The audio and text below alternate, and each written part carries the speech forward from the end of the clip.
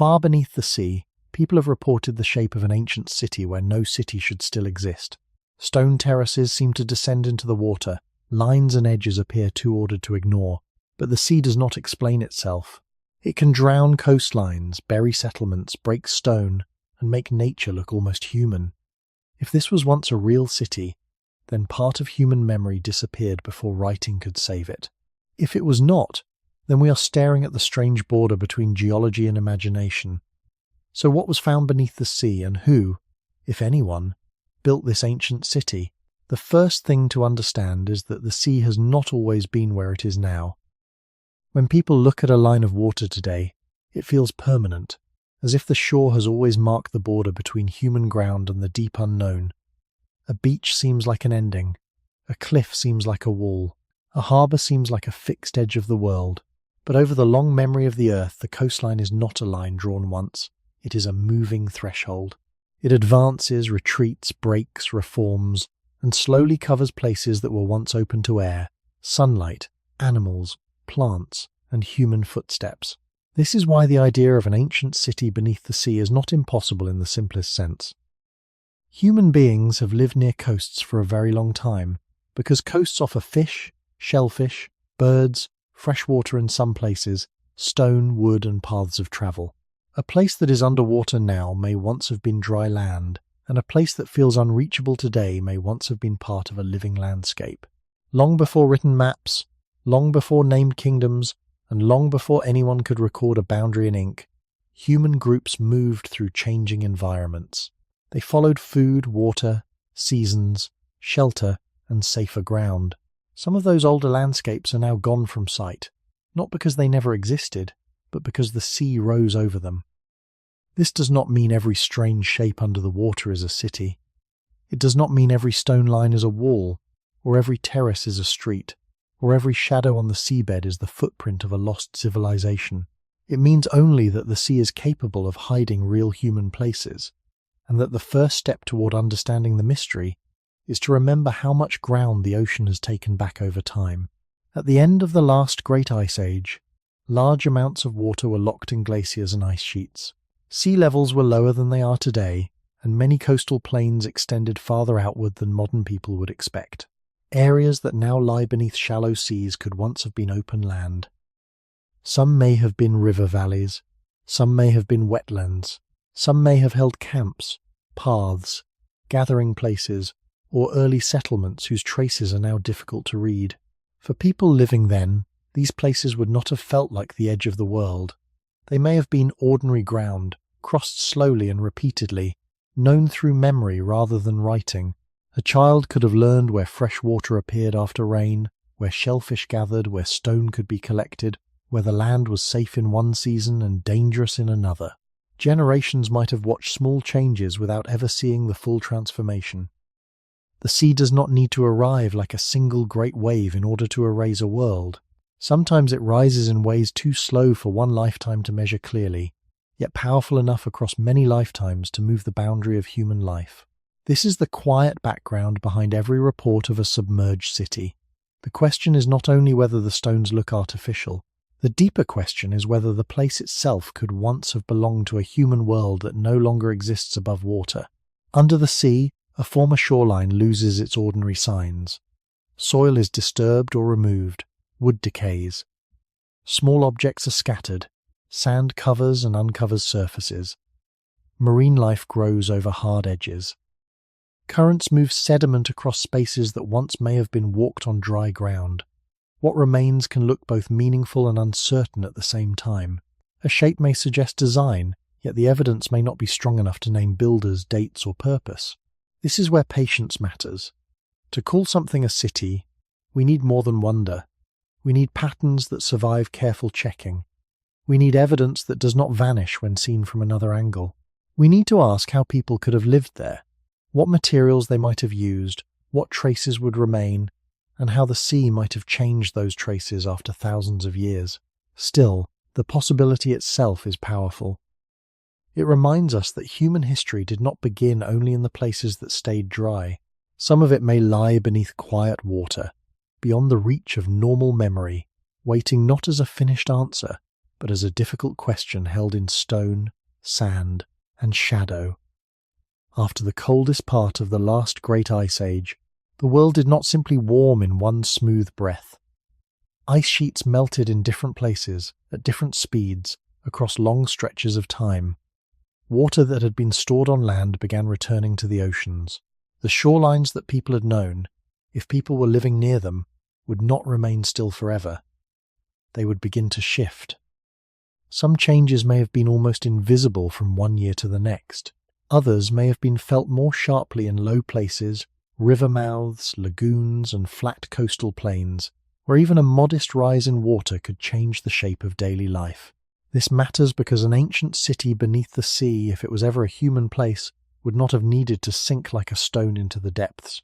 In many cases, the simpler possibility is that the sea rose over land that had once been exposed. The land did not have to fall dramatically. The ocean could come forward, season by season, generation by generation, until the old ground was no longer ground at all. For early human communities, this would have changed the world in practical ways before it ever became a mystery. A path near the shore might become wet more often. A place where people gathered shellfish might move inland. Fresh water might become salty. A low camping place might flood during storms. A familiar stretch of dry earth might turn first into marsh, then into shallow water, then into seabed. No single person would need to understand the entire process for the process to transform everything. This is one of the quiet lessons hidden inside submerged landscapes. Human memory is short when compared with the movement of climate, ice, and sea. A family may remember a grandparent's stories about land farther out toward the horizon, but after enough time, the story becomes uncertain. After more time, the place disappears from living memory. After still more time, only stone remains, and even stone may be changed by water, sand, and marine life. When people today see possible ruins under the sea, they are looking at the end of a very long chain of changes. They are not seeing the shore as it was when people might have walked there. They are seeing what survived after the sea entered the scene and began to rewrite the surface. This is why caution is necessary. Sea level rise after the Ice Age is a real and widely accepted part of Earth's history, but it does not automatically turn every underwater formation into a lost city. It only opens the door to the possibility that some drowned places could once have been used by humans. To move from possibility to conclusion, archaeologists must ask harder questions. Is there evidence of deliberate shaping? Are the stones arranged in ways that nature is unlikely to repeat? Are there tools, pottery, worked materials, hearths, bones, foundations, or patterns of occupation? Can the site be dated in a reliable way? Can natural geology explain the same shapes without needing human builders? These questions slow the story down, but they also protect it from becoming false. For a sleep audio story about a city beneath the sea, this slowness is not a weakness. It is the honest path into the mystery. The idea becomes more interesting, not less, when we admit that the ocean can preserve a question without preserving an answer. Beneath shallow water, a former coast may hold traces from many different times. A rock surface could be much older than any human settlement. A broken edge could be shaped by waves, fractures, or erosion. A flat platform could be natural stone. Yet, in some places around the world, underwater archaeology has shown that drowned landscapes can contain real human evidence. This means the central question cannot be dismissed quickly, but it also cannot be solved by appearance alone. The sea has covered land where people may have lived, travelled, hunted, gathered, built, rested, and watched the horizon. It has also covered natural formations that only seem meaningful to the human eye. Between those two truths, the ancient city beneath the sea remains suspended. It belongs partly to climate history, partly to archaeology, partly to the limits of memory, and partly to the deep human desire to know whether someone stood there before the water came in. When a place disappears beneath water, it does not disappear in only one way. It loses its surface first. Grass, soil, paths, shallow pits, soft building materials, footprints, ash, and the small disorder of daily life are the easiest things for time to take away. Then the sea begins its slower work. It moves sand into corners. It presses shells into cracks. It wears down edges that may once have been sharp. It covers stone with growth. It turns open ground into a place where light arrives broken and blue, where distance is harder to judge, and where the human eye must work through movement, shadow, and uncertainty. This is why the question of an ancient city beneath the sea is so difficult. A city on land can sometimes speak through many kinds of remains. It may leave walls, streets, drains, hearths, storage places, tools, broken vessels, bones, carvings, or layers of occupation built one above another. Even when the people are gone, the pattern of life can remain in the ground. Underwater, those patterns are harder to keep together. The same place that once may have held activity can become scattered, buried, damaged, or mixed with natural stone, until the difference between human order and natural form becomes unclear. If a coastline was drowned slowly after the last ice age, then the first question is not simply what we see now, it is what could have survived the crossing from dry land to seabed. A wooden post may vanish. A woven shelter may vanish. Food remains may be broken apart. A small fire pit may be disturbed. A path walked by many feet may leave no trace strong enough to survive thousands of years underwater. Stone has a better chance, but even stone can mislead. A flat surface may look like a floor, though it may be a natural platform. A row of blocks may look like a wall, though it may follow a fracture in the rock. A terrace may look planned, though waves and erosion can shape repeated levels. This does not make the mystery empty. It makes it more careful. The sea can hide human history, but it can also create shapes that invite human imagination. The beginning of the human story was not written in cities of stone alone. For most of our deep past, people lived in smaller, more flexible ways, moving with seasons, resources, animals, and water. Their traces were often light. A tool dropped near a shore, a shell pile left after meals, a hearth used for warmth, a shelter rebuilt many times, a burial placed on dry ground, or a stone surface shaped for use might be meaningful evidence, but only if it can still be recognized. When that ground becomes seabed, the evidence must pass through a long trial. It must survive the rising water. It must survive storms. It must survive sediment. It must survive the growth of marine organisms. It must survive being found by people who can study it without forcing it into a story too quickly. This is why a submerged place can remain powerful even when it refuses a simple answer. It stands at the edge of what archaeology can know. It asks us to think not only about builders but about preservation. It asks what a human world leaves behind when the most fragile signs of life have been removed. It asks whether memory can exist without voices, without names, and without clear ruins. If an underwater formation is truly connected to people, then the builders may not have thought of themselves as belonging to a lost civilization. They may simply have lived where land, water, food, and shelter allowed life to continue. They may have known their coast as ordinary ground, not as a future mystery. The strange thing is that time can turn ordinary ground into legend. A place used by human hands can become, after enough water and enough silence, a question with no owner. That is the heart of the first problem. When the sea covers a human place, it does not preserve it like a museum. It changes the evidence while hiding it. So, before anyone can ask who built the ancient city beneath the sea, they must ask what remains of a human place, after the ocean has spent thousands of years learning how to erase it. A city is one of the most familiar signs of human presence, and that is why the idea of a city beneath the sea feels so difficult to hold in the mind. On land, a city belongs to streets, doors, walls, markets, paths, storage places, and the repeated movement of people. Even a ruined city still has a kind of human logic. A wall separates one space from another. A road leads somewhere. A doorway opens into shelter. A courtyard gathers light. A drain moves water away. A tool, a broken pot, a worn step, or a layer of ash can remind us that bodies once moved through that place in ordinary ways. We understand a city because it is not only stone, it is a pattern of life. It is distance measured by walking, food carried from one place to another, children growing into adults, older people remembering what changed, and generations adding their own weight to the ground. But when that same possibility is placed underwater, the mind resists it. The sea is not where we expect a city to be.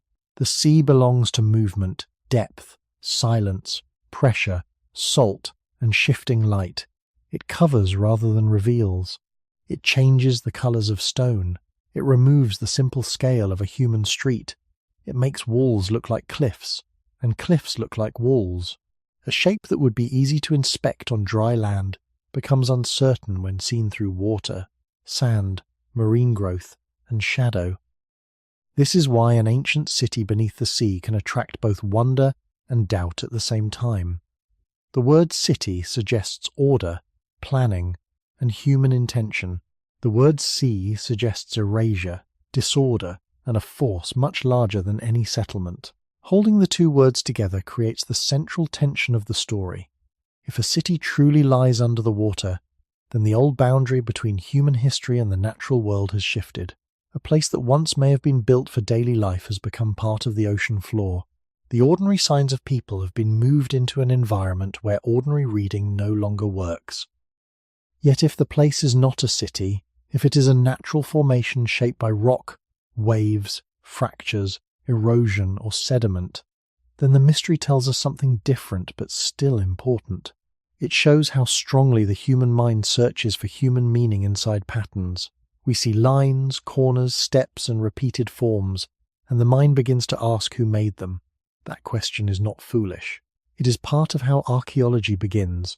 Human beings notice pattern, they compare, they remember, they ask whether a shape belongs to nature or to hands. But the first feeling of recognition cannot be the final answer. A city on land can be tested from many sides. People can dig through layers, examine surfaces, compare objects, map structures, and study how one feature relates to another. Underwater, every part of that process becomes slower and harder. The place is harder to reach. The evidence is harder to protect. The edges are harder to see clearly. The original surface may be buried or damaged. What looks like an avenue may be a channel. What looks like a building platform may be bedrock. What looks like a stairway may be a natural break in stone. For the earliest parts of human history, this problem becomes even more delicate because many coastal communities may not have left behind the kind of large, durable architecture people imagine when they hear the word city. The deep past of humanity was often built from lighter traces: hearths, tools, shells, bones, posts, paths, temporary shelters, and repeated use of favourable places. If some of those places were later drowned, they would not announce themselves clearly. They would not rise from the seabed with names carved on their gates. They would remain incomplete, altered, and quiet.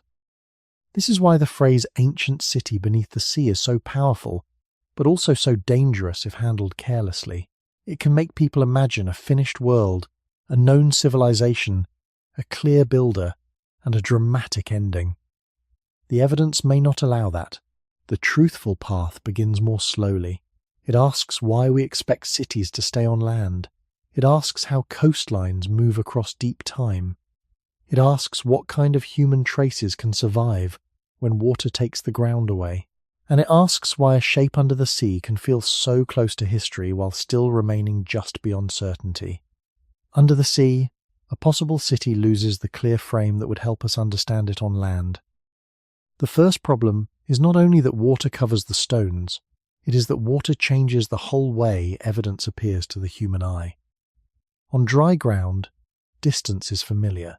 A person can stand beside a wall, walk along a line, touch a surface, notice the height of a step, and compare one feature with another. The body becomes part of the measurement. A street feels like a street because it carries the scale of walking. A doorway feels like a doorway because it matches the size and movement of a human body. A courtyard feels like a place where people could gather because light, space, and surrounding walls make sense together. But underwater, that ordinary scale is weakened. Light bends and fades. Sand moves across surfaces. Marine growth softens edges. Water makes distance feel uncertain.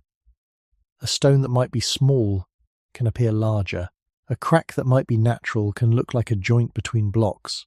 A flat area can seem like a plaza when seen from the right angle, and then become only a rock shelf when studied from another side. This is why an ancient city beneath the sea is never only a visual mystery. It is a problem of interpretation. The sea does not present evidence in the same language that land does. It interrupts the simple reading of shape. A straight line may be meaningful, but it may also be the result of natural fracture. A repeated level may suggest steps, but it may also come from layers of stone breaking along bedding planes. A circular form may seem planned, but it may come from erosion, coral growth, or the uneven action of currents. The eye wants to gather these signs into a human story because the human mind is trained to notice order. This ability helped our ancestors recognize paths, shelters, animal tracks, tool shapes, and safe places. It is part of the same long history that allowed people to survive by reading landscapes carefully. But the same ability can also make uncertainty feel like recognition. When the seabed offers lines, corners, shadows, and repeated shapes, the mind may quietly begin to build a city before the evidence has done so. That is why careful archaeology must slow down the first impression. It must ask not only whether a place looks built, but whether the pattern continues when examined closely, mapped carefully, compared with local geology, and searched for signs of human use. A real human settlement is not usually proven by one dramatic shape. It is built from relationships between many kinds of evidence.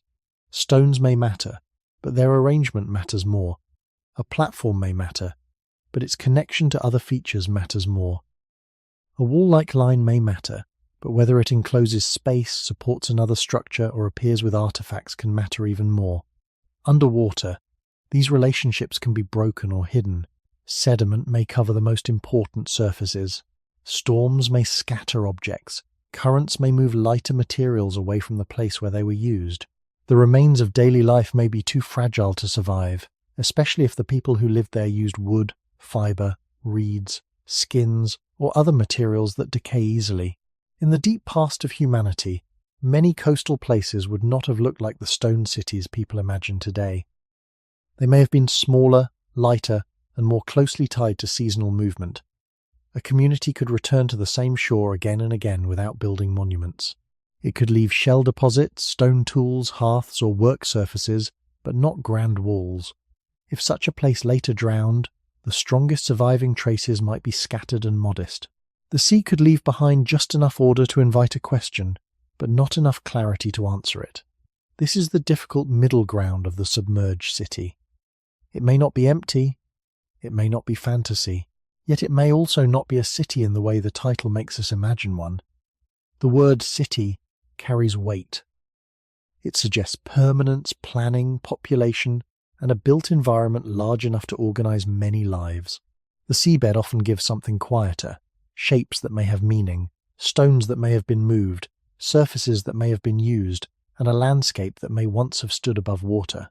Between those things lies the careful work of asking what kind of human presence is actually supported.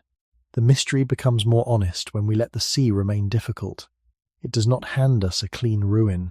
It gives us a changed place, where nature and possible human traces have spent long ages pressed together. And in that dim space, the central question continues to wait. Are we looking at the remains of people, or at the ocean teaching stone, to resemble memory? The more a shape under the sea seems to resemble a human construction, the more carefully it has to be treated. This can feel backward at first. A straight line seems to invite belief. A right angle seems to ask for a builder. A row of stone blocks seems to pull the mind towards streets, walls, foundations, and a vanished city. Yet archaeology cannot begin with the strongest emotion and then search only for details that support it. It has to move in the opposite direction. The more extraordinary the suggestion becomes, the more patient the evidence must be. An ancient city beneath the sea would not be a small claim. It would mean that a place of organized human life once stood where water now moves. It would mean that coastlines, climate, time, and memory have hidden something large enough to reshape the story of that landscape. Because the claim is large, the proof cannot be built from appearance alone. Nature can make forms that feel strangely deliberate. Rock can break along clean lines. Layers of sediment can create platforms. Volcanic stone can fracture into repeated shapes. Waves can cut terraces. Currents can expose one surface while burying another. Coral and marine growth can disguise irregular stone until it seems joined, shaped, or arranged. Seen through water, all of this becomes even less certain. The eye does not receive a quiet, stable image. It receives movement, shadow, distortion, and partial views. A diver may see something that feels unmistakable for a moment, then lose that certainty when the angle changes. A photograph may make one line look perfect while hiding the wider geology around it. A video may suggest a path, yet the seabed may not continue the pattern beyond the frame. This is why the most interesting underwater shapes are also the most dangerous to interpret too quickly. They stand near the border between recognition and projection. Human beings are very good at finding meaning in fragments. That ability is ancient. It helped people notice animal tracks in dust, safe passages through rough ground, the shape of useful stone, the edge of water, the signs of weather, and the repeated places where food could be found. The same mind that once read survival from small patterns now reads the seabed and asks whether a line of stone might be a wall. There is nothing wrong with that first question. Without it, many discoveries would never begin. But the first question must remain a question. It cannot become an answer simply because the image is powerful. If a place under the sea is called a city, then it should begin to behave like one when studied carefully. Its features should relate to each other in ways that make sense for human use. There should be repeated organization, not only isolated shapes. There should be surfaces that suggest working, building, cutting, placing, or long use. There may be artifacts, though underwater conditions can make them rare. There may be signs of habitation, such as tools, pottery, food remains, hearths, anchors, foundations, or altered stone. There may be patterns that continue beyond one dramatic photograph. Even then, each clue has to be weighed against natural explanations. A single block may not be enough. A single terrace may not be enough. A single line, however beautiful, may not be enough. The deep past of human life adds another layer of caution. Early coastal people may have lived in ways that did not leave monumental ruins.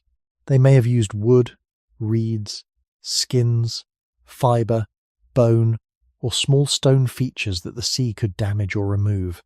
A drowned human place might not look like a city at all. It might look like a scatter of modest clues.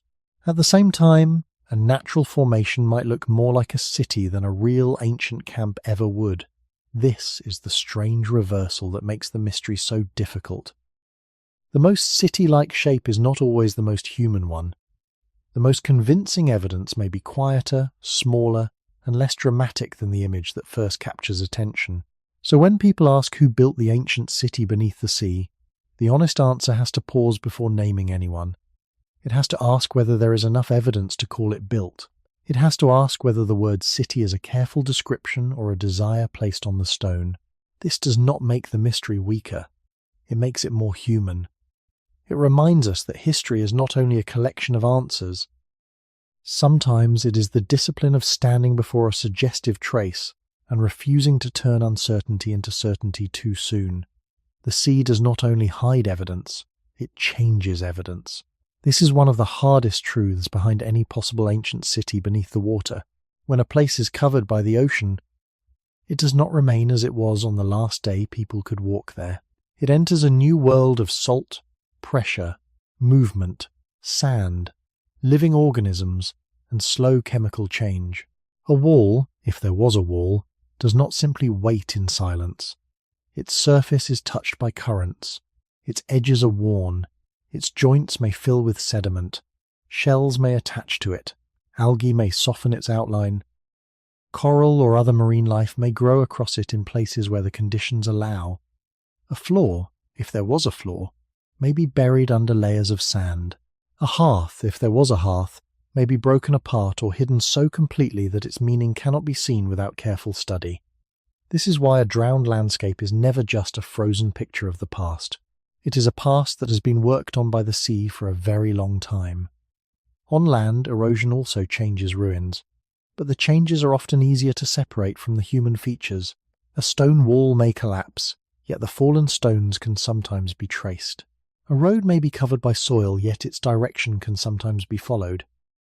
A building may decay, yet its foundation can remain in the ground. Underwater, the same kinds of evidence may become less stable. Sand can move in and out like a curtain. A surface visible one year may be hidden later.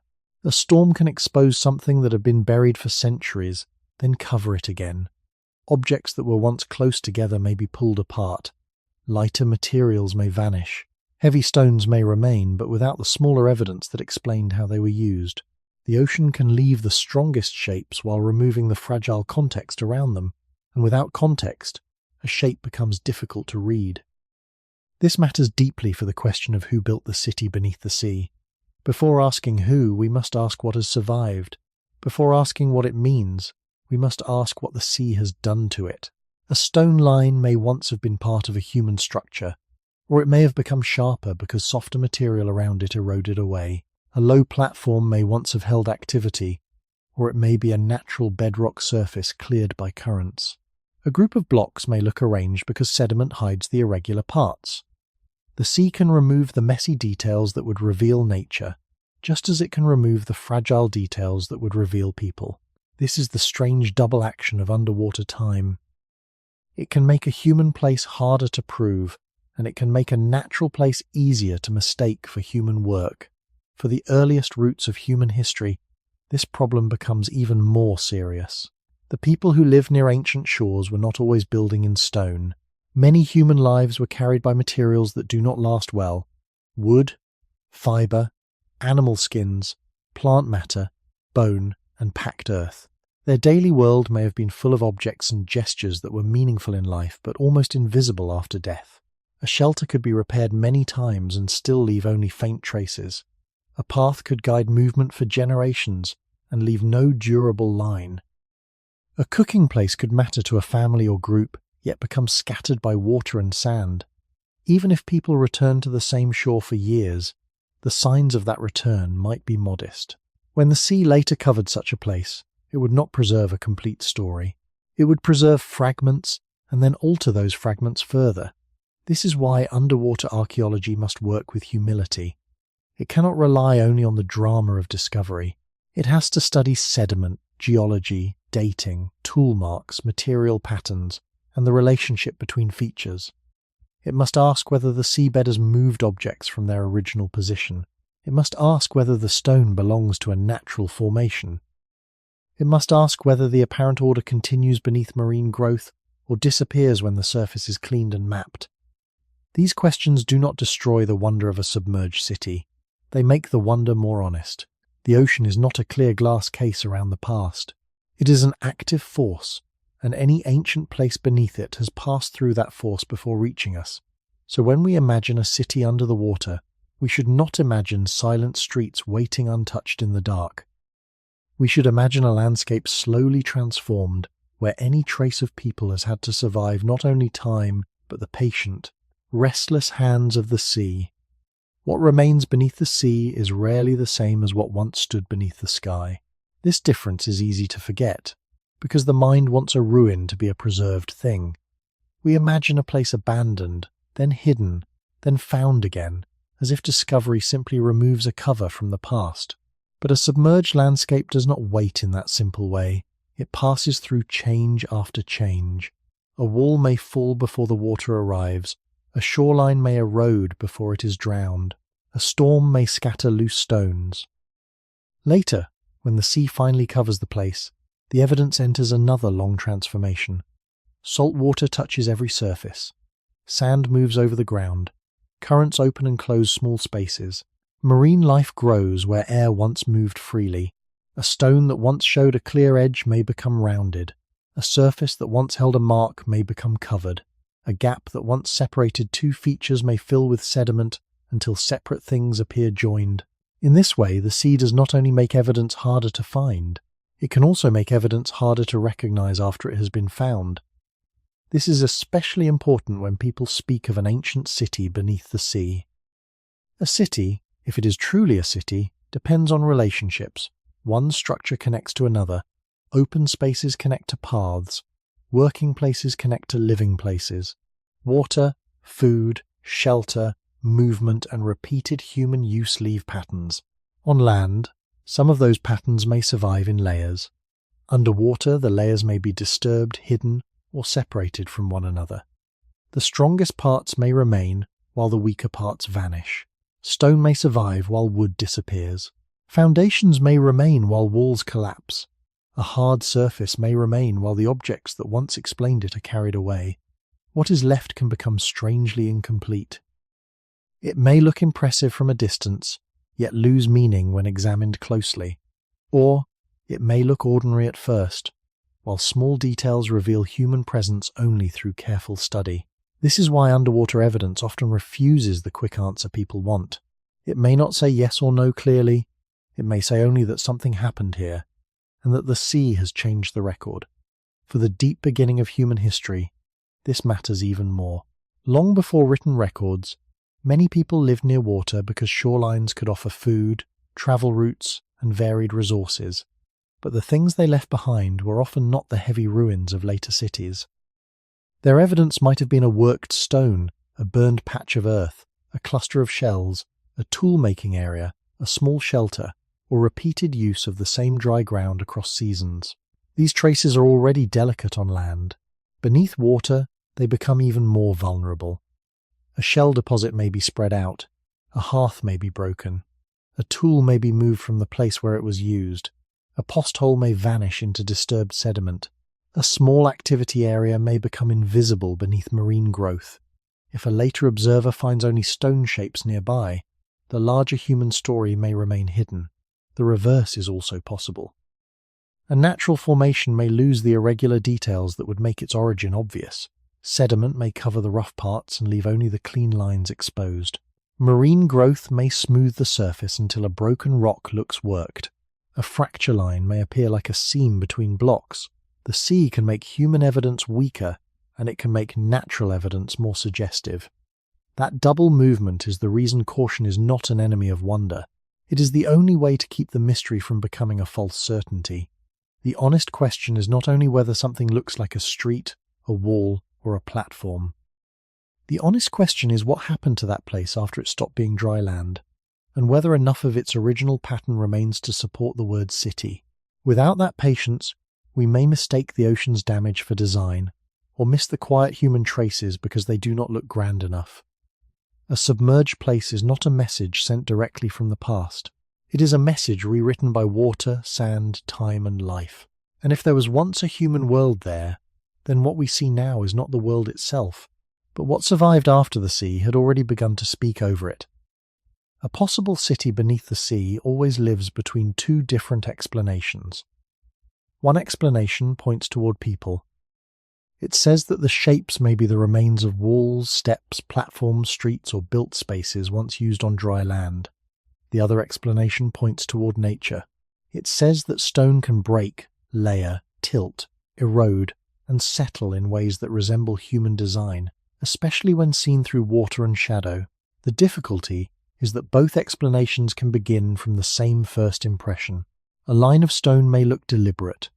A broad surface may look like a floor. A set of levels may look like stairs. A space between formations may look like a road. The mind moves quickly from shape to story, because human history has taught us to look for intention in the world around us. For our distant ancestors, recognizing pattern was not a luxury. It was part of survival. A broken branch could mean an animal had passed. A trail in soft ground could lead to water. A repeated stone shape could become a tool. A sheltered hollow could become a place to rest. So when modern eyes meet a strange order on the seabed, the old habit returns. We ask who made this, before we know whether anyone made it at all. That is why the submerged city is such a powerful image. It gives the mind just enough order to awaken memory, but not always enough evidence to settle the question. If the formation is truly connected to people, it may represent a coastline that once stood above water, a place where human beings walked, gathered, worked, or built before the sea advanced. It may belong to the long story of changing shorelines after the Ice Age, when lower sea levels exposed land that is now hidden. In that case, the stones could be part of a drowned human landscape, not necessarily a grand city in the modern sense, but a place where human presence left marks. Yet if the formation is natural, the mystery does not simply vanish. It becomes a different lesson about the meeting point between geology and imagination. The Earth can produce astonishing order without human hands. Rock layers can fracture into blocks. Basalt and other stones can form repeated shapes. Coastal erosion can carve terraces, waves can cut platforms. Sediment can hide irregular edges and reveal only the cleanest lines. Underwater light can turn partial forms into stronger illusions. A natural place may appear built because the sea has removed, softened, or concealed the details that would show its origin more clearly. This is why careful investigation must hold both possibilities at once. To lean too quickly toward a lost civilization is to risk inventing a past that the evidence does not support. To dismiss every strange underwater structure too quickly is to risk ignoring real traces of drowned human worlds. The honest position is slower. It asks what kind of evidence would be expected if people built or used the place. It asks whether there are tools, workstone, pottery, food remains, hearths, foundations, repeated patterns of occupation, or materials that can be dated. It asks whether the shapes continue beyond the most dramatic view, whether they relate to one another in a way that fits human use, and whether local geology can explain the same forms without builders. These questions are not meant to make the story dull. They are what keep the story from becoming false. A true mystery does not need to be made louder. It becomes deeper when we allow it to remain unresolved where the evidence remains unresolved. This matters because the phrase ancient city carries a heavy promise. It suggests streets, buildings, organized life, and a people whose name has been lost. But the seabed may preserve only fragments, and fragments must not be forced to carry more meaning than they can bear. A few suggestive stones cannot speak for an entire civilization. At the same time, a modest trace can still matter. A small tool, a worked edge, a buried surface, or a pattern of repeated use may tell us more about ancient people than a dramatic shape with no supporting evidence. The oldest parts of the human story were often quiet, practical, and close to the land. People did not need to build monuments in order to belong to history. They needed water, food, shelter, memory, and places where life could continue. Some of those places may now lie beneath the sea. Others may never have been human at all. Between those two truths, the question remains open, not because we know nothing, but because knowing responsibly requires patience. Before we can ask who built the ancient city beneath the sea, we have to ask whether the sea is showing us the remains of human hands or the strange ability of nature to look almost human. The human eye is not a neutral instrument. It does not simply receive the world as a flat surface of colour and light. It searches, it compares, it separates one shape from another. It notices edges, lines, repetition, balance, openings, and breaks in a pattern. This ability is deeply useful, and it reaches far back into the origins of human life. Long before people studied ruins, maps, or ancient coastlines, they had to read the ground in order to live. A bent branch, a trail in dust, a line of stones across a slope, the print of an animal, the curve of a riverbank, the shape of a cloud, the edge of a sheltering rock, all of these could matter. A person who noticed small differences in the landscape could find food, avoid danger, return to water, or remember a path. The mind became very good at turning scattered signs into possible meaning. That same ability is still with us when we look at photographs from beneath the sea. A straight line appears, and the mind stops. A right angle appears, and the mind becomes alert. A row of stones appears, and suddenly the seabed does not feel empty anymore. It begins to feel as if someone arranged it. This is why the idea of an ancient city under the water can take hold so quickly. The shapes seem to speak a language we already know. Straight edges remind us of walls. Repeated levels remind us of steps, flat surfaces remind us of floors, open corridors between rocks remind us of streets. Even before careful study begins, the imagination has already entered the space and begun to rebuild it. But this reaction, though very human, is not the same as proof. It is only the first movement of recognition. The world contains many forms that resemble human design without being made by people. Stone can fracture in long lines because of pressure, cooling, layering, or weakness inside the rock. Sedimentary layers can break into flat shelves. Coastal erosion can cut platforms into cliffs and shorelines. Waves can carve repeated levels. Blocks can fall and settle in rows that seem strangely ordered. Underwater, these natural forms become even more suggestive because the sea removes many of the ordinary clues that would help us judge them. Water softens the view. Sand hides irregular edges. Marine growth covers surfaces.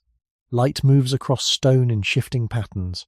The result can be a kind of visual uncertainty, where nature appears almost architectural.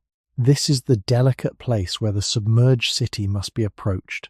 The eye sees order, but archaeology must ask whether the order continues beyond the first impression.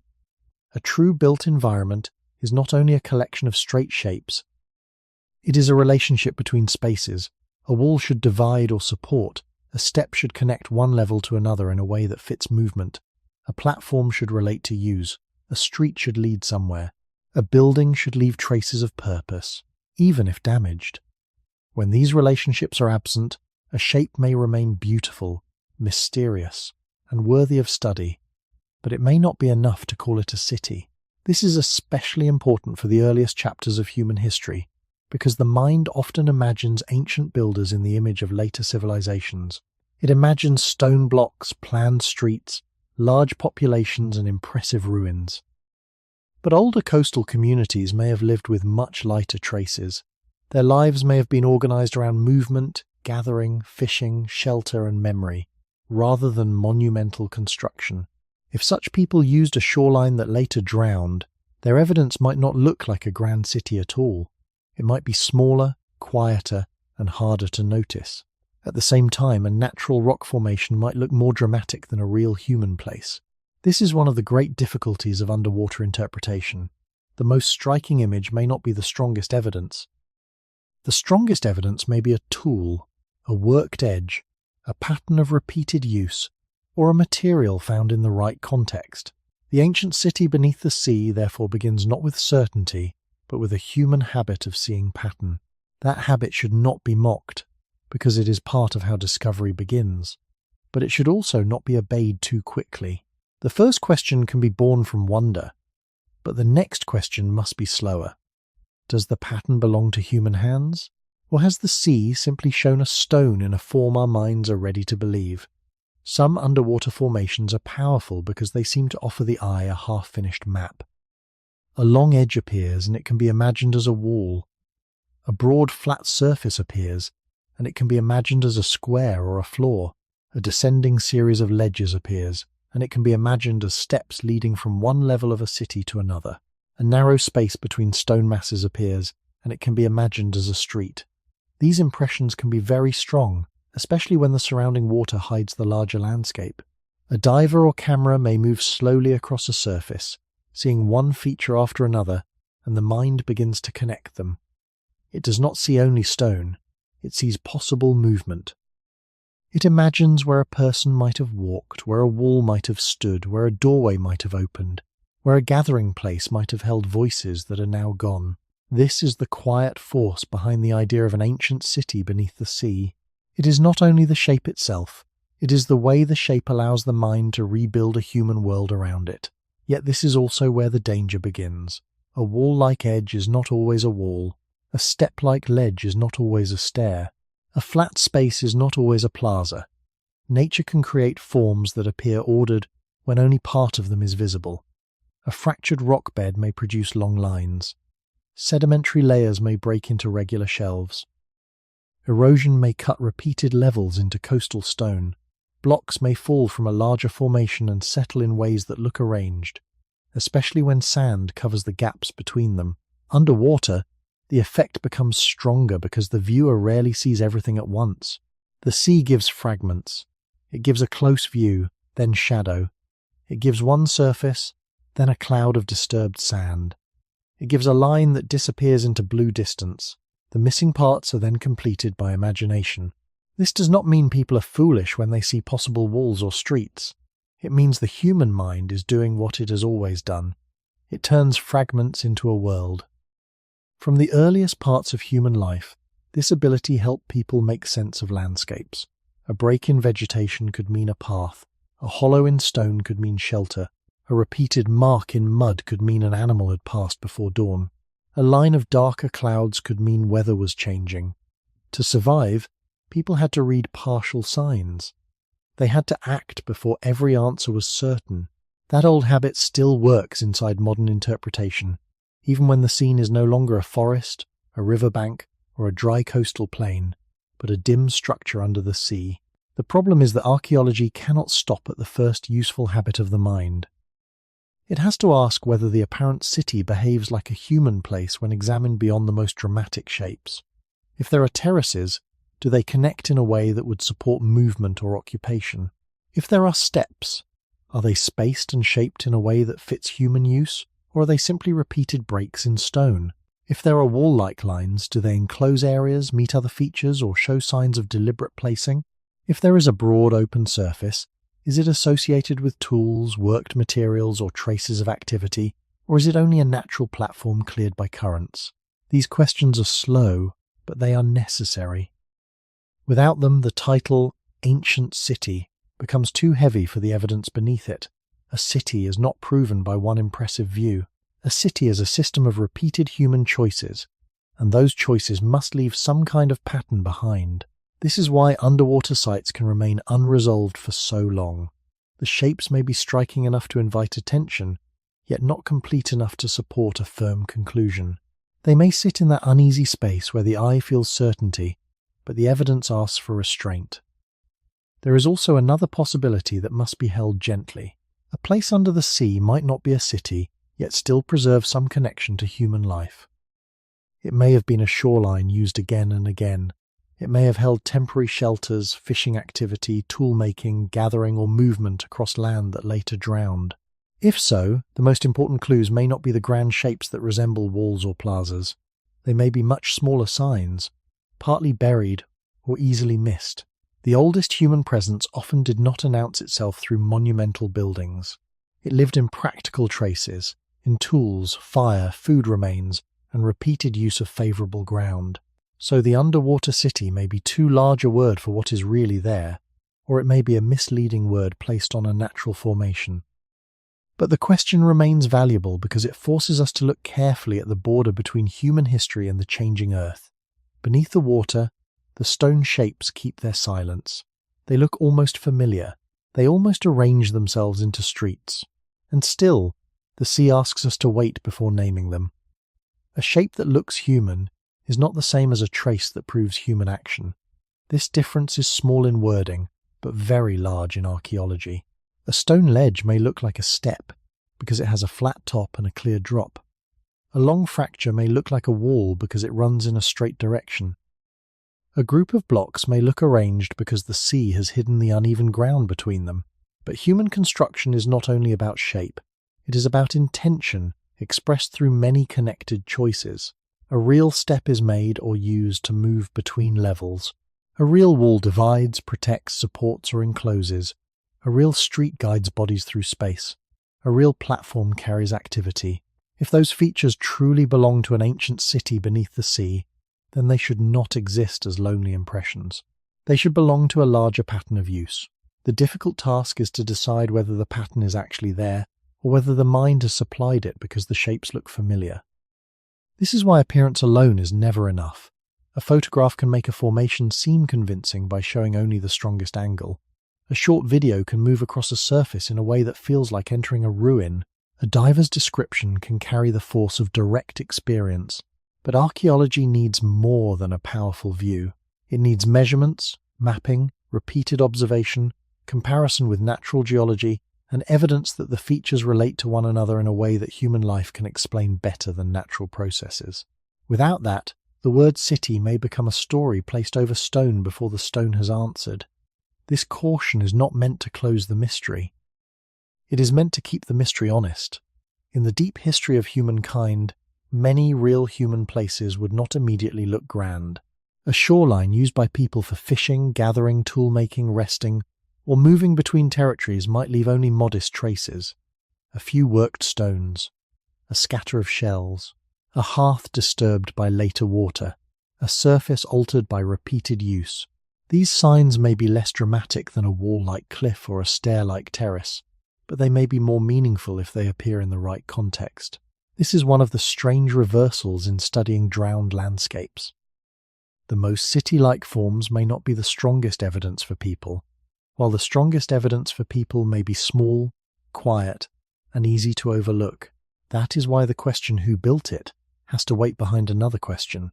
What exactly shows building at all?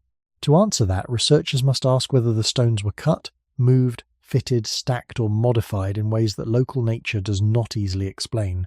They must ask whether any tools or cultural materials are present. They must ask whether the site can be dated, and whether the date matches a time when the place would have been above water or reachable by people. They must ask whether the supposed streets lead somewhere, whether the supposed walls enclose anything, whether the supposed steps are spaced for bodies, rather than broken by geology. Each question removes a little of the dream and replaces it with something sturdier. Sometimes what remains may still be remarkable. Sometimes it may become less like a city and more like a natural formation. Sometimes it may sit between categories, suggesting human contact without proving urban life. This middle ground can be frustrating, but is also where much of the past actually lives. Human history is not made only of clear monuments and named civilizations. It is also made of lost coastlines, faint traces, damaged surfaces, and places where evidence has survived unevenly. The sea makes this unevenness even more severe. It can preserve stone while removing wood. It can hide tools while exposing bedrock. It can make a broken natural shelf look planned, while covering the one small artifact that would change the interpretation. So a careful listener should not feel disappointed when the story refuses a quick conclusion. The refusal is part of the truth. The ancient city beneath the sea may be a real human place, a misunderstood natural formation, or a drowned landscape where both nature and human activity touch the same ground at different times. But until the evidence can carry the weight of the word city, the responsible path is to hold the image gently. We can look at the straight lines, the terraces, the stone corridors, and the shadowed spaces. We can feel why they call to the human mind.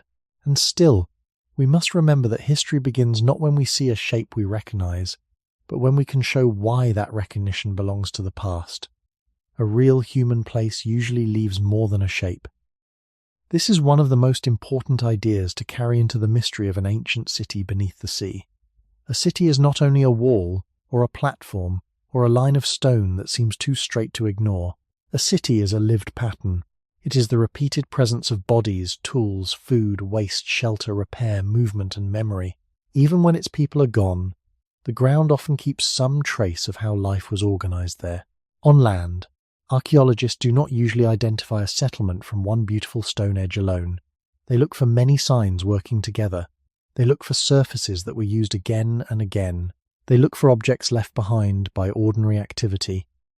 They look for places where fire burned, where food was prepared, where materials were shaped, where people stored things, where paths formed through repeated walking, where structures were built, repaired, abandoned, and sometimes built over again.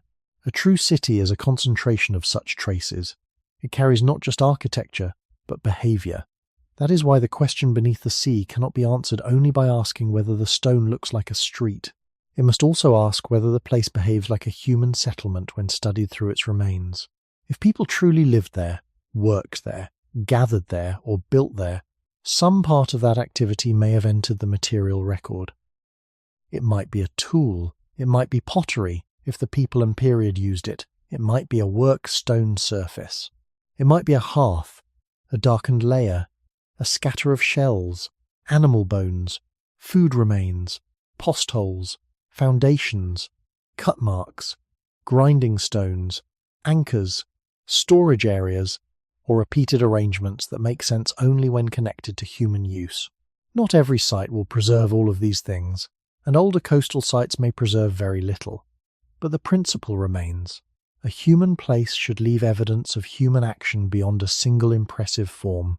This matters because the word city carries a heavy expectation.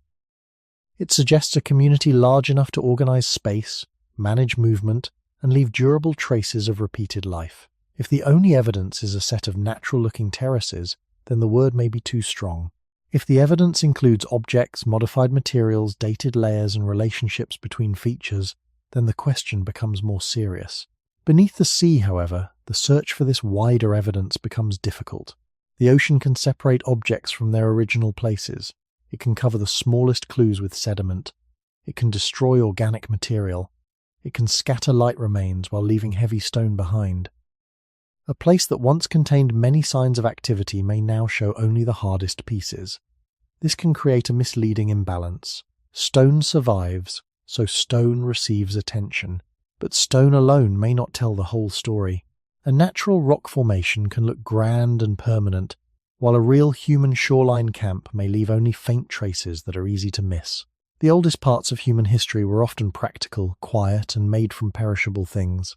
People used what the landscape gave them: wood, fibre, reeds, skins, bone, and earth may have mattered as much as stone.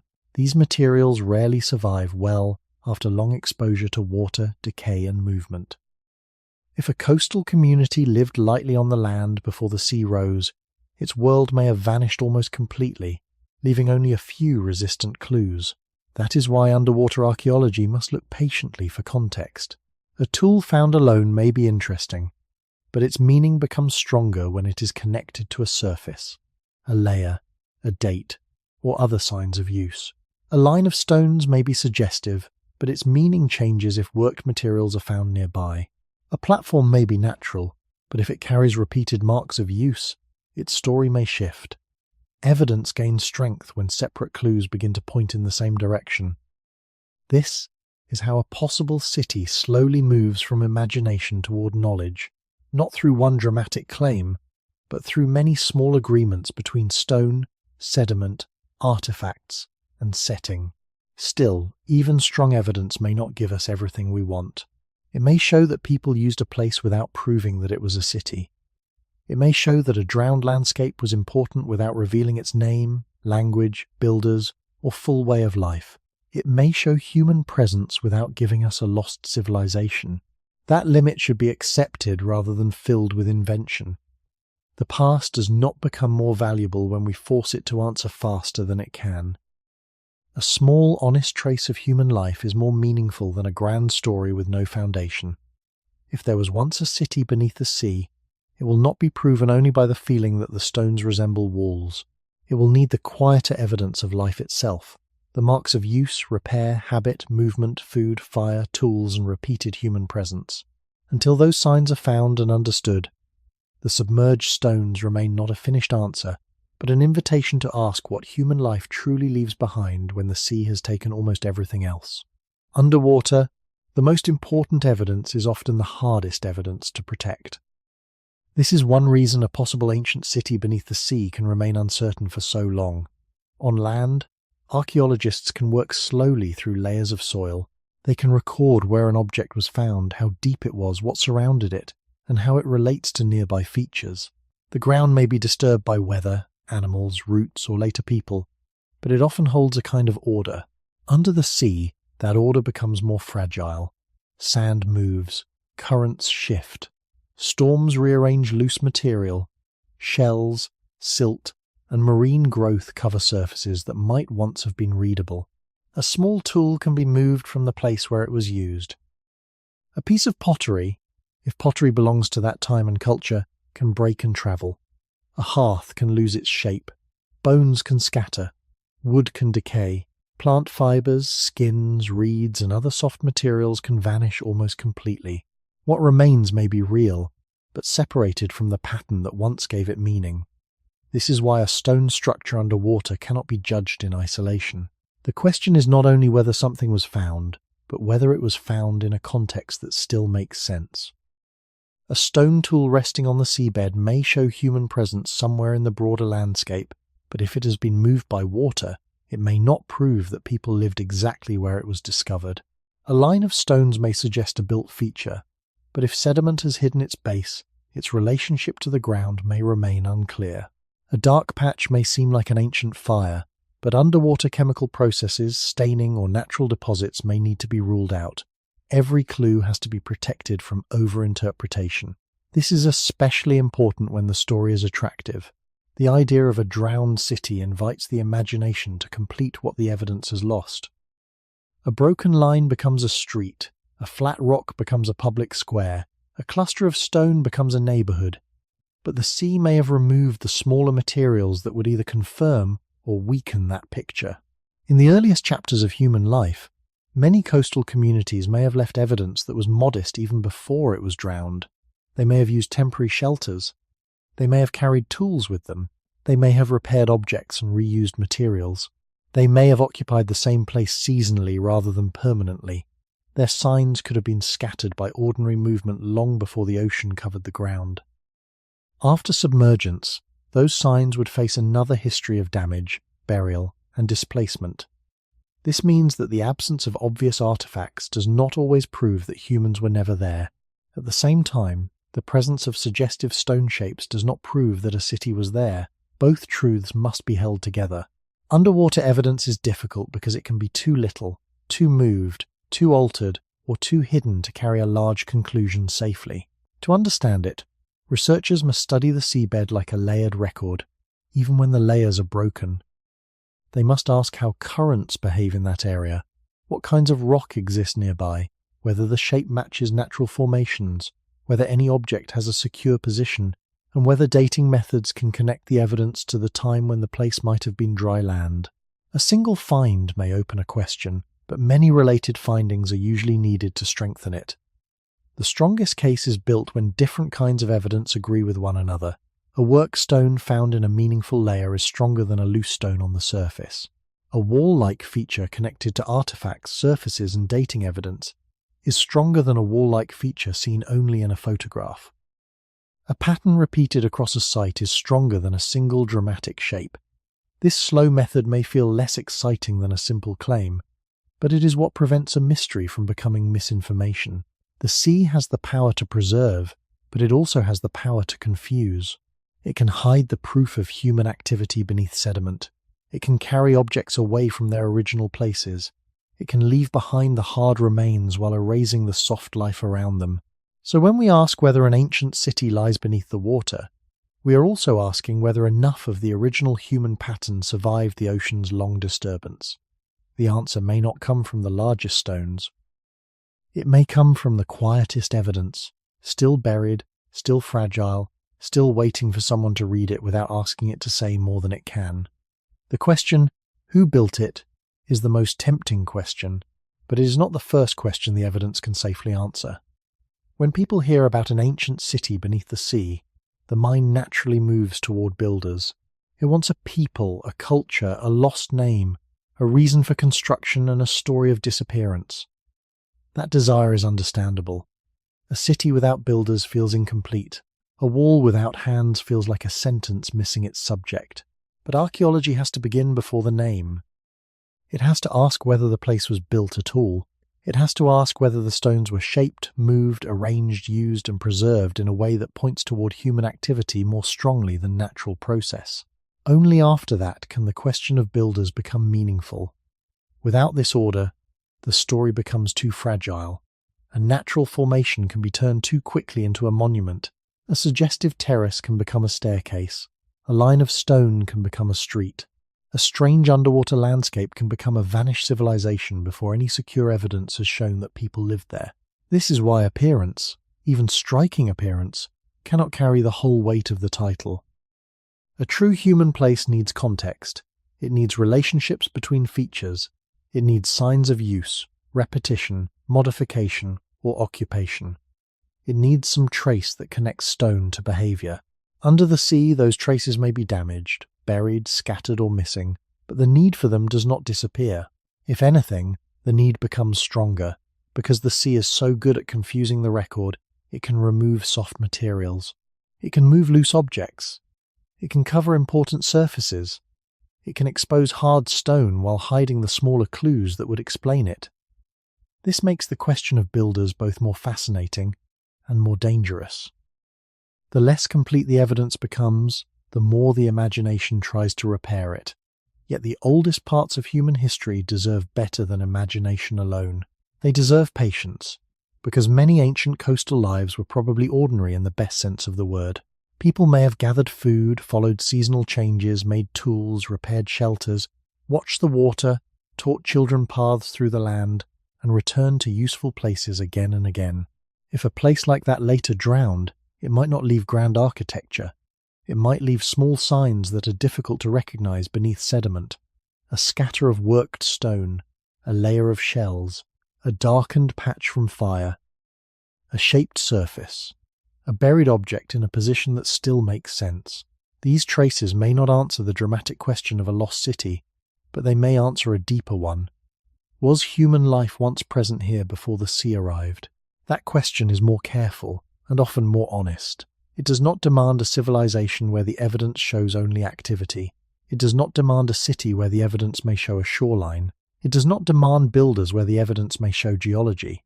Instead, it lets each clue carry only the weight it can bear. If later clues gather in the same direction, the interpretation can grow stronger.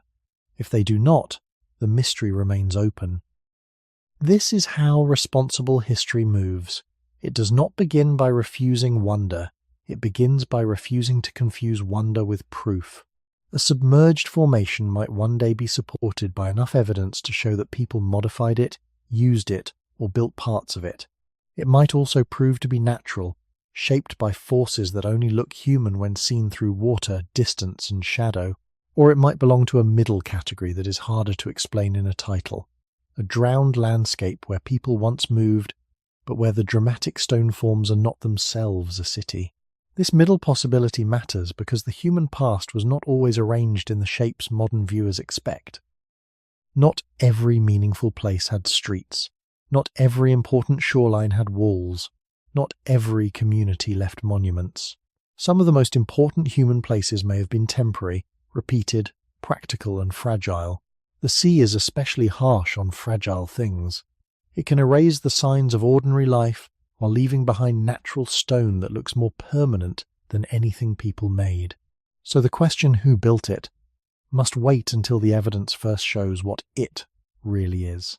Is it a settlement, a shoreline, a sacred or practical place, a natural formation, or a mixture of human trace and geological shape? Each possibility leads to a different kind of truth. The value of the mystery is not that it lets us invent a missing people. The value is that it teaches us how easily human history can pass beyond clear memory, and how carefully we must listen when the only remaining voice is stone underwater. Before the ancient city beneath the sea can have a builder, it must first become a place the evidence itself can recognize. Long before a city could be lost beneath the sea, there had to be people living close enough to the water for the loss to matter. This is a simple thought, but it changes the way the mystery feels.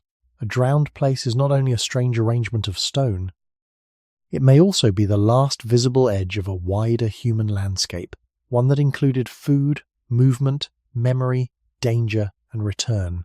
Coasts have often drawn people because they gather different resources in one narrow zone. Land animals may pass nearby. Birds may nest along cliffs or wetlands. Shellfish may be collected in tidal areas. Fish may be found close to shore. Rivers may bring fresh water, plants, animals, and roots inland. Stone for tools may lie exposed along beaches or river mouths. Driftwood may gather after storms. A coast is not only a border between land and sea. For many human groups, it can be a meeting place of many worlds at once. This is why ancient shorelines matter so deeply to the story of a city beneath the water. If sea levels were lower in the past, then some of the most useful coastal zones of earlier human life are not where modern maps place the shore. They may now be submerged. The ground that once held paths, camps, work areas, gathering places, or early settlements may lie beyond the present beach, beneath shallow water, sand, and marine growth. This does not prove that every underwater formation is a city, but it makes one thing clear: the modern coastline is not the full boundary of human history. Some of the human past may have taken place on land that no longer appears as land at all. For the earliest communities, living near water did not require the kind of city we imagine from later history. A place could be important because it was returned to repeatedly. It could be known for a season, a food source, a crossing, a sheltered area, or a reliable view of the coast. People may have moved through such places in small groups, carrying knowledge in memory rather than in writing. A grandmother might know where the tide exposed shellfish. A parent might know which low area flooded after storms. A child might learn the difference between safe ground and mud that could trap the foot. These are ordinary details, but ordinary details are what make a place human. If the sea later moved across that ground, it did not only cover stones, it covered a system of knowledge built through repeated living. Across generations, a shoreline can change without one person seeing the whole transformation. The water may reach farther during storms. Salt may enter low places. A freshwater pool may become unreliable. A familiar path may need to shift inland. A place that once felt safe may become wet too often to use. People do not need to understand global climate to understand that a home ground is changing. They only need to notice that the place where life was possible is no longer quite the same. This slow pressure may be more historically realistic than the image of one sudden day when an entire city vanished. Some coastlines have certainly suffered sudden disasters, but many drowned landscapes are tied to long processes: rising seas, erosion, subsidence, storms, and the gradual movement of people away from vulnerable ground. In that slower story, loss is not always dramatic from inside a single lifetime. It may feel like adjustment, then retreat, then memory, then silence. By the time the place becomes fully underwater, the people who knew it directly may be gone. Their descendants may remember only fragments, if they remember anything at all. This is why a submerged city, if it was ever a human place, should not be imagined only as a spectacular ruin. It may also be the end point of many small departures: a hearth abandoned because the ground became damp, a shelter rebuilt farther inland, a path no longer used, a shell-gathering place replaced by another, a stone surface left behind because the water came too often. Over time, the sea would take these choices and make them look like disappearance. For archaeology, this matters because a drowned place may preserve the physical trace while losing the living continuity that once explained it. For the listener, it matters because it brings the mystery closer to the real origins of human life. Our ancestors did not live outside changing environments. They lived within them, adapting not through one grand decision, but through countless small responses to hunger, weather, water, and safety. If an ancient city, or even an ancient human place, now lies beneath the sea, it belongs to that larger story. It reminds us that the past was not always lost in fire, war, or sudden collapse. Sometimes it was lost because the edge of the world moved slowly, and people had to move with it. The loss of a coast does not always announce itself as a catastrophe. Sometimes it arrives as a series of small changes that do not look like history while they are happening. A place floods more often than it used to. A patch of dry ground becomes soft after storms. A freshwater pool tastes different. A path near the shore becomes unreliable. A low shelter site is abandoned, not because a whole world has ended in one day, but because it has become inconvenient, then risky, then impossible. This is one of the quietest ways a human place can disappear. It is not swallowed all at once in the memory of a single witness. It slips away through decisions that seem practical at the time. People move the camp higher. They store things farther inland. They teach children a new path. They stop repairing a structure that no longer stands on safe ground. They return less often, then not at all. After many generations, the old place may still exist in stories, but stories can thin out. A name may remain after the exact location is forgotten. A warning may remain after the reason for the warning becomes unclear.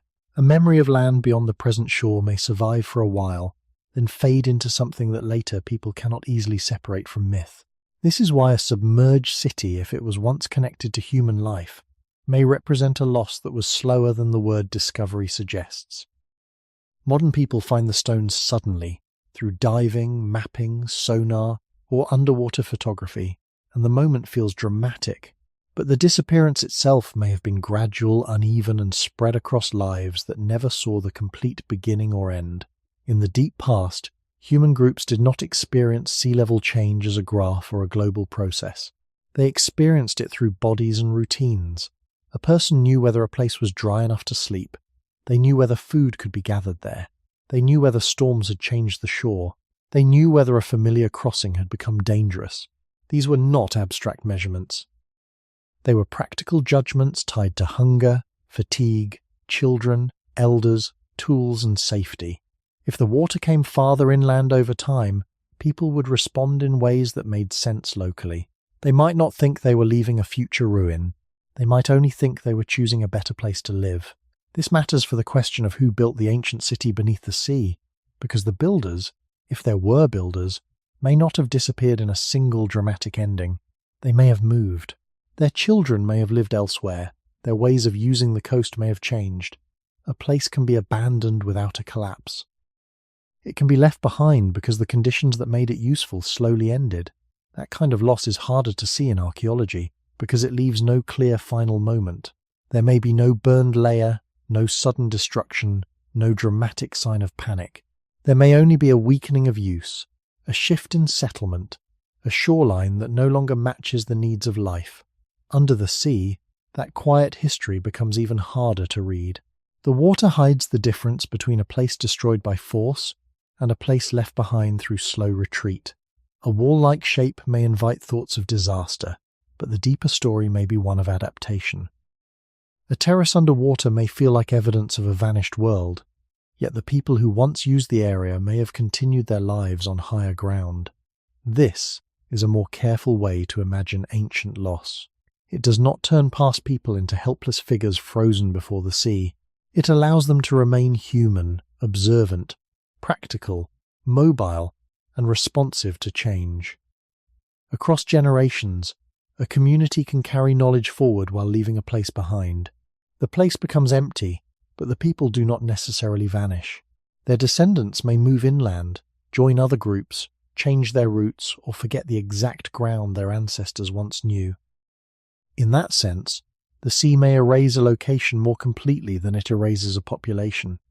It can take the visible setting while human life continues elsewhere, altered but not ended. This is why the phrase lost city must be handled with care. What is lost to us may not have been lost in the same way to the people who lived through the change. They may have known the retreat step by step. They may have adjusted before the final drowning. They may have carried tools, stories, habits, and memories away from the old shore. By the time the sea fully covered the place, the human story may already have moved on. What remains beneath the water, then, is not only a possible ruin. It is a reminder that history can disappear from the ground while continuing through living people, until even that continuity grows faint, and the old shoreline becomes a question for strangers in another age. A city beneath the sea can sound like the remains of a single disaster, but the older and quieter possibility is often more unsettling. It may be the trace of a loss so slow that no one living inside it could see its full shape. When a storm destroys a place, memory has a clear wound. People can say before and after. They can point to the day, the season, the broken wall, the field covered by water, the house that no longer stands. But when a coast changes over generations, loss becomes harder to name. The first people who move a shelter inland may not think of themselves as leaving history behind. They may only be avoiding damp ground. The next generation may remember that the older camp was once used more often. The generation after that may know it only as a place near the water, not a place where daily life once gathered. Later still, the sea may cover it completely. By then, the original meaning of the place may have passed out of memory. This kind of disappearance leaves fewer dramatic signs, but it may be closer to how many drowned landscapes entered the sea.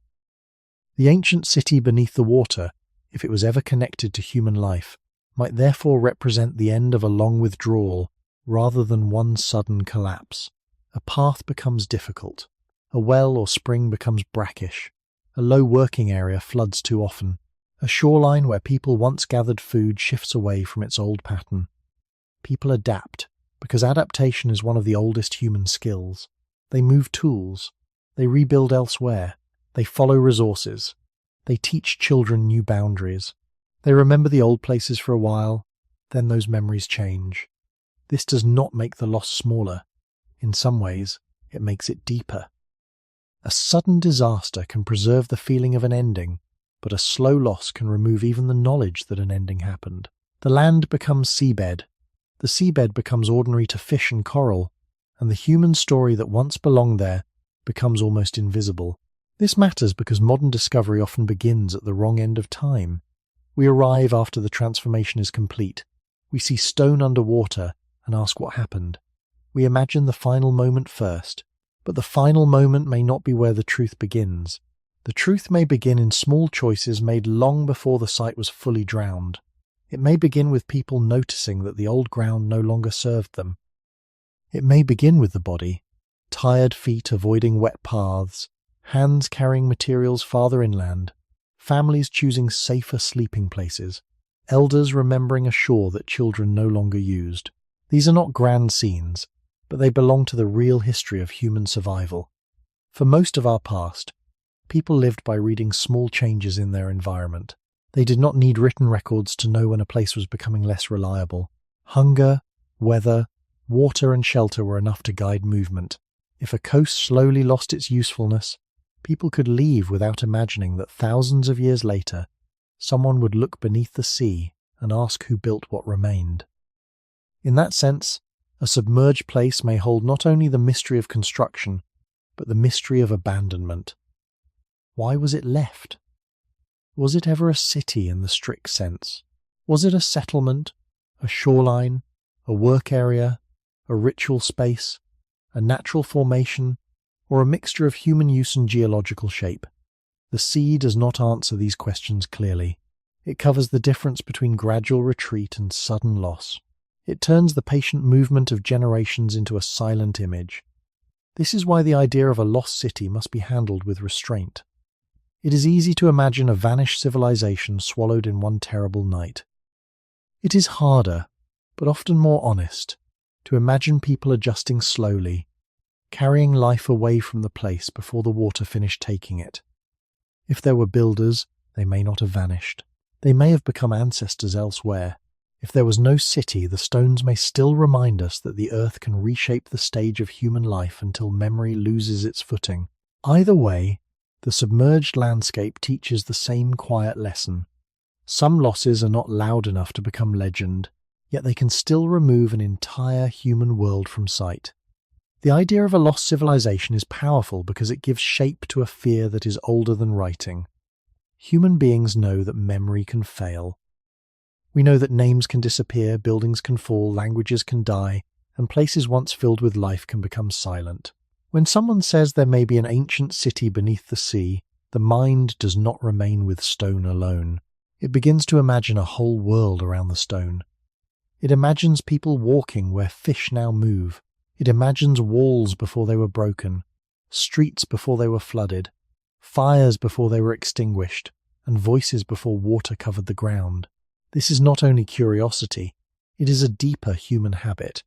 We take fragments and try to make them whole. A few lines become a map. A few ruins become a people. A few uncertain shapes become the outline of a vanished age.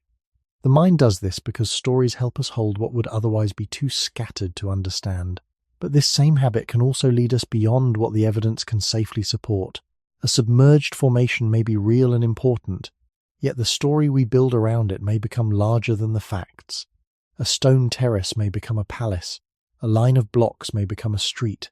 A drowned shoreline may become an empire. The danger is not wonder itself. Wonder is often the beginning of attention.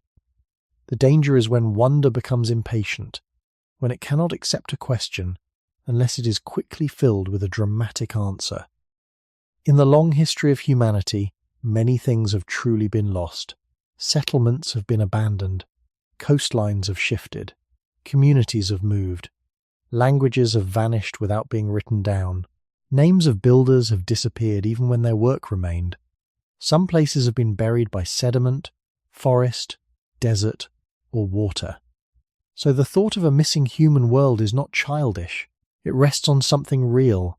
The past is incomplete. What survives is only a fraction of what happened. Most lives left no inscription. Most meals left no record. Most paths were not mapped. Most fears, decisions, and memories vanished with the people who carried them. This is especially true for the deeper origins of human life, before writing, before states, before the kind of architecture that makes history easier to see. Early human worlds could be rich in knowledge and meaning without leaving behind cities in the later sense. They could know landscapes deeply, use coastlines carefully, move through seasons with skill, and still leave only faint material traces. When modern people meet a mystery under the sea, they may try to repair that absence by imagining a lost civilization. The imagination offers a complete picture because the evidence often gives only broken pieces. But a complete picture is not always a truthful one. The honest approach must allow the past to remain partly missing. It must say that a place can be important without being an empire, A site can be ancient without belonging to a known civilization. A formation can be mysterious without being a city. A human trace can be small and still deserve respect. This is why the story of the ancient city beneath the sea must move slowly. The title asks who built it, but the deeper reason the question fascinates us is that it touches the fear that whole chapters of human history may have slipped away without names. We want someone to stand behind the stones. We want a builder, because a builder makes the silence feel less empty. We want a lost people because a lost people gives the shapes a human face. Yet the sea does not give faces easily. It gives surfaces, shadows, broken edges, and uncertain lines. It gives enough to awaken the mind, but not always enough to satisfy it. That is where discipline becomes necessary. If the evidence shows geology, then geology must be accepted, even if the imagined city was beautiful. If the evidence shows human use but not urban life, then we must not inflate a shoreline into a civilization.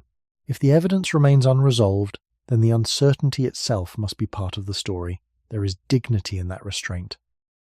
It protects the people of the past from being turned into characters in a tale they did not leave behind. It also protects the listener from being given false certainty in the place of knowledge. The ancient city beneath the sea is compelling because it stands at the crossing point between what humans can discover and what humans long to believe. It reminds us that the mind is always trying to rebuild the missing world. Sometimes that effort leads to truth. Sometimes it leads to illusion. The difference depends on whether we allow the evidence to guide the story, or whether we force the story to guide the evidence. A lost civilization is one of the strongest images the human mind can create, because it joins wonder with absence. It gives us something to search for, but also something to mourn. When people hear about an ancient city beneath the sea, they do not only think of stones, they think of a whole human world that may have slipped out of history before it could leave a clear record. The phrase suggests streets without names, builders without faces, children who grew old in a place now covered by water, and knowledge that may have passed from mouth to mouth until no one remained to carry it. This is why the idea feels so magnetic. It does not simply ask what lies under the sea. It asks whether human history is far more fragile than we like to believe. A city feels permanent when people live inside it. Walls seem strong. Paths seem established. The ground seems to belong to memory. But time can make even a built place become uncertain. Stone can fall. Wood can rot. Names can be forgotten. A coastline can move. A settlement can be abandoned slowly. A language can vanish without being written down. The sea adds one more layer of silence, because it does not only remove access, it changes the remains until the people who may have lived there become harder to imagine responsibly. This is the emotional power of the lost civilization. It touches the fear that a people can exist, work, adapt, build, remember, and disappear from the visible world almost completely. Yet that emotional power is exactly why the story must be handled carefully. The stronger the image becomes, the easier it is to mistake feeling for evidence. A few suggestive shapes beneath the water can begin to carry an entire imagined society. The mind adds homes, rituals, rulers, disasters, and secrets because the empty spaces are uncomfortable. But a responsible history cannot fill every silence just because silence feels too large. If there is no evidence for a named civilization, then no name should be invented. If there is no evidence for a great city, then a natural formation or a modest human site should not be enlarged into one. If there is no evidence for sudden catastrophe, then slow environmental change should not be replaced by a dramatic ending. The mystery is already meaningful without being exaggerated. In fact, it may become more meaningful when it is kept close to what is possible. Across the deeper story of human origins, most people did not leave grand monuments. They left practical traces, and many of those traces were vulnerable. A campsite, a fishing place, a shell-gathering area, a tool-making surface, or a seasonal shelter could be central to human life without looking impressive thousands of years later. If the sea covered such places, their importance might become almost invisible. They may not support the phrase lost civilization, but they may still represent real human memory lost from the land. This is a quieter kind of loss, and perhaps a more honest one. It does not require a hidden empire. It only requires ordinary people living near a changing shore, using the resources around them, teaching younger generations how to move through a difficult world, and then leaving behind traces too faint for easy recognition. The fascination with lost civilizations comes from the belief that the past may still contain a missing chapter. Sometimes that belief has led researchers to real discoveries, because curiosity can open the first door. But curiosity must be followed by discipline. Otherwise, the search for a missing chapter can become the invention of one. An underwater structure may invite the thought of builders, but builders must be supported by signs of building. A drowned landscape may suggest human presence, but human presence must be supported by tools, altered materials, occupation layers, or other evidence that can be studied. The lost civilization is attractive because it offers a complete answer to an incomplete record, but the incomplete record is the truth we actually have. It asks us to respect uncertainty, not as emptiness, but as the condition in which much of ancient history survives. The ancient city beneath the sea therefore holds a double lesson. It shows why humans are drawn to stories of vanished worlds, and it shows why those stories must remain tied to evidence. We are right to wonder whether something human may have been lost under the water. We are wrong only if we turn that wonder into certainty before the stones, sediments, and artifacts can bear its weight. The sea may hide a human place. It may hide a natural formation that looks human. It may hide a mixture of both. What it should not hide from us is the need to be honest with the past, especially when the past is silent. A mystery is not a permission to invent. This may be the most important rule in any story about an ancient city beneath the sea. When evidence is incomplete, the empty space can feel almost irresistible. The mind wants to enter it. It wants to give the stones a people, the people a name, the name a story, and the story an ending. That desire is human, but it can also be dangerous.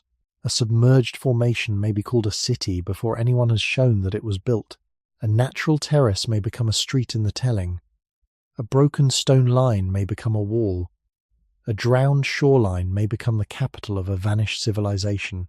Each step may feel small, but together they can carry the listener far away from what is actually known. This is why the story has to remain grounded. The sea may hide real human history, but it does not allow us to create details just because the silence is wide. If there is no clear evidence for a people's language, we should not imagine their words. If there is no clear evidence for their beliefs, we should not describe their rituals. If there is no clear evidence for their social order, we should not invent kings, priests, engineers, or secret knowledge. If there is no clear evidence for catastrophe, we should not turn slow environmental change into a sudden dramatic fall. A real mystery can stand without these additions. It does not need false certainty to become meaningful. In fact, it becomes more meaningful when the limits are visible. The listener can feel the depth of time more strongly when the story admits that some things are not yet known. The ancient city beneath the sea, if it is truly connected to people, may represent a human place whose details were never written down and may never be fully recovered. That is already powerful. It asks us to face the incompleteness of human history. Most people who ever lived did not leave inscriptions. Most communities did not leave monuments. Most coastlines used by early humans were not mapped in a way that survived. A fishing place, a shelter, a path, a working area, or a seasonal camp could have mattered deeply to the people who used it, yet leave only small traces after thousands of years. If the sea later covered that ground, even those traces could become scattered, buried, or confused with natural stone. This means that the honest story is not always the most dramatic one. Sometimes the honest story is that people may have lived near a shore that no longer exists above water. Sometimes it is that the stone shapes are suggestive, but not enough to prove a city. Sometimes it is that a site may be important to geology, archaeology, and human imagination at the same time, without fitting neatly into any one category. That kind of uncertainty should not be treated as failure. It is part of the real work of understanding the past. For a sleep audio story, this honesty also creates a calmer kind of wonder. There is no need to force fear, shock, or secret knowledge into the silence. The silence itself is enough. Beneath the water, stone waits in a changed landscape. Some shapes may have been made by pressure, fracture, erosion, and current. Some may have been touched by human hands. Some may have belonged to dry land long before the modern shoreline existed. The truth may lie not in one simple answer, but in the careful separation of these possibilities. This is where the value of the mystery becomes educational. It teaches that history is not only a search for exciting claims, it is a discipline of restraint. It asks us to notice our own desire for a complete story, then return to the evidence and ask what it can truly support. It asks us to respect ancient people enough not to turn them into fantasy. It asks us to respect nature enough to admit that the earth can create forms that look almost built. And it asks us to respect uncertainty enough to leave a question open when the answer is not yet secure. So the ancient city beneath the sea remains compelling not because we can confidently describe who built it, but because we cannot. Its power lies in the boundary between evidence and imagination, between drowned land and human memory, between what may have happened and what can honestly be said. A strange place under the sea can be pulled in two opposite directions. One side wants to deny it before it is studied, as if anything that sounds unusual must be foolish. The other side wants to believe it before it is tested, as if every straight line underwater must belong to a vanished city. Both reactions are too quick. Both make the same mistake in different ways. They treat uncertainty as something to escape, rather than something to examine. A possible ancient city beneath the sea should not be dismissed just because the idea sounds difficult. Coastlines have changed. Sea levels have moved. Human beings have lived near water for a very long time. Some ancient landscapes that were once dry are now submerged. And underwater archaeology has shown that real traces of human activity can survive beneath the sea in some places. So it would be careless to say that nothing human can ever lie under the water. But it would be just as careless to say that every impressive formation is a lost city. The sea can make stone look intentional. It can reveal clean edges while hiding rough ones. It can turn partial views into powerful images. It can make geology feel like architecture. The honest path stands between denial and exaggeration. It asks the slow questions. What exactly was found? Where was it found? What is the local geology? Was the place ever above sea level during a time when people could have used it? Are there artifacts, worked materials, dated layers, traces of fire, signs of occupation, or repeated relationships between features? Do the supposed walls enclose space? Do the supposed steps fit human movement? Do the supposed streets lead anywhere? Or do these shapes belong to natural rock, broken and altered by time?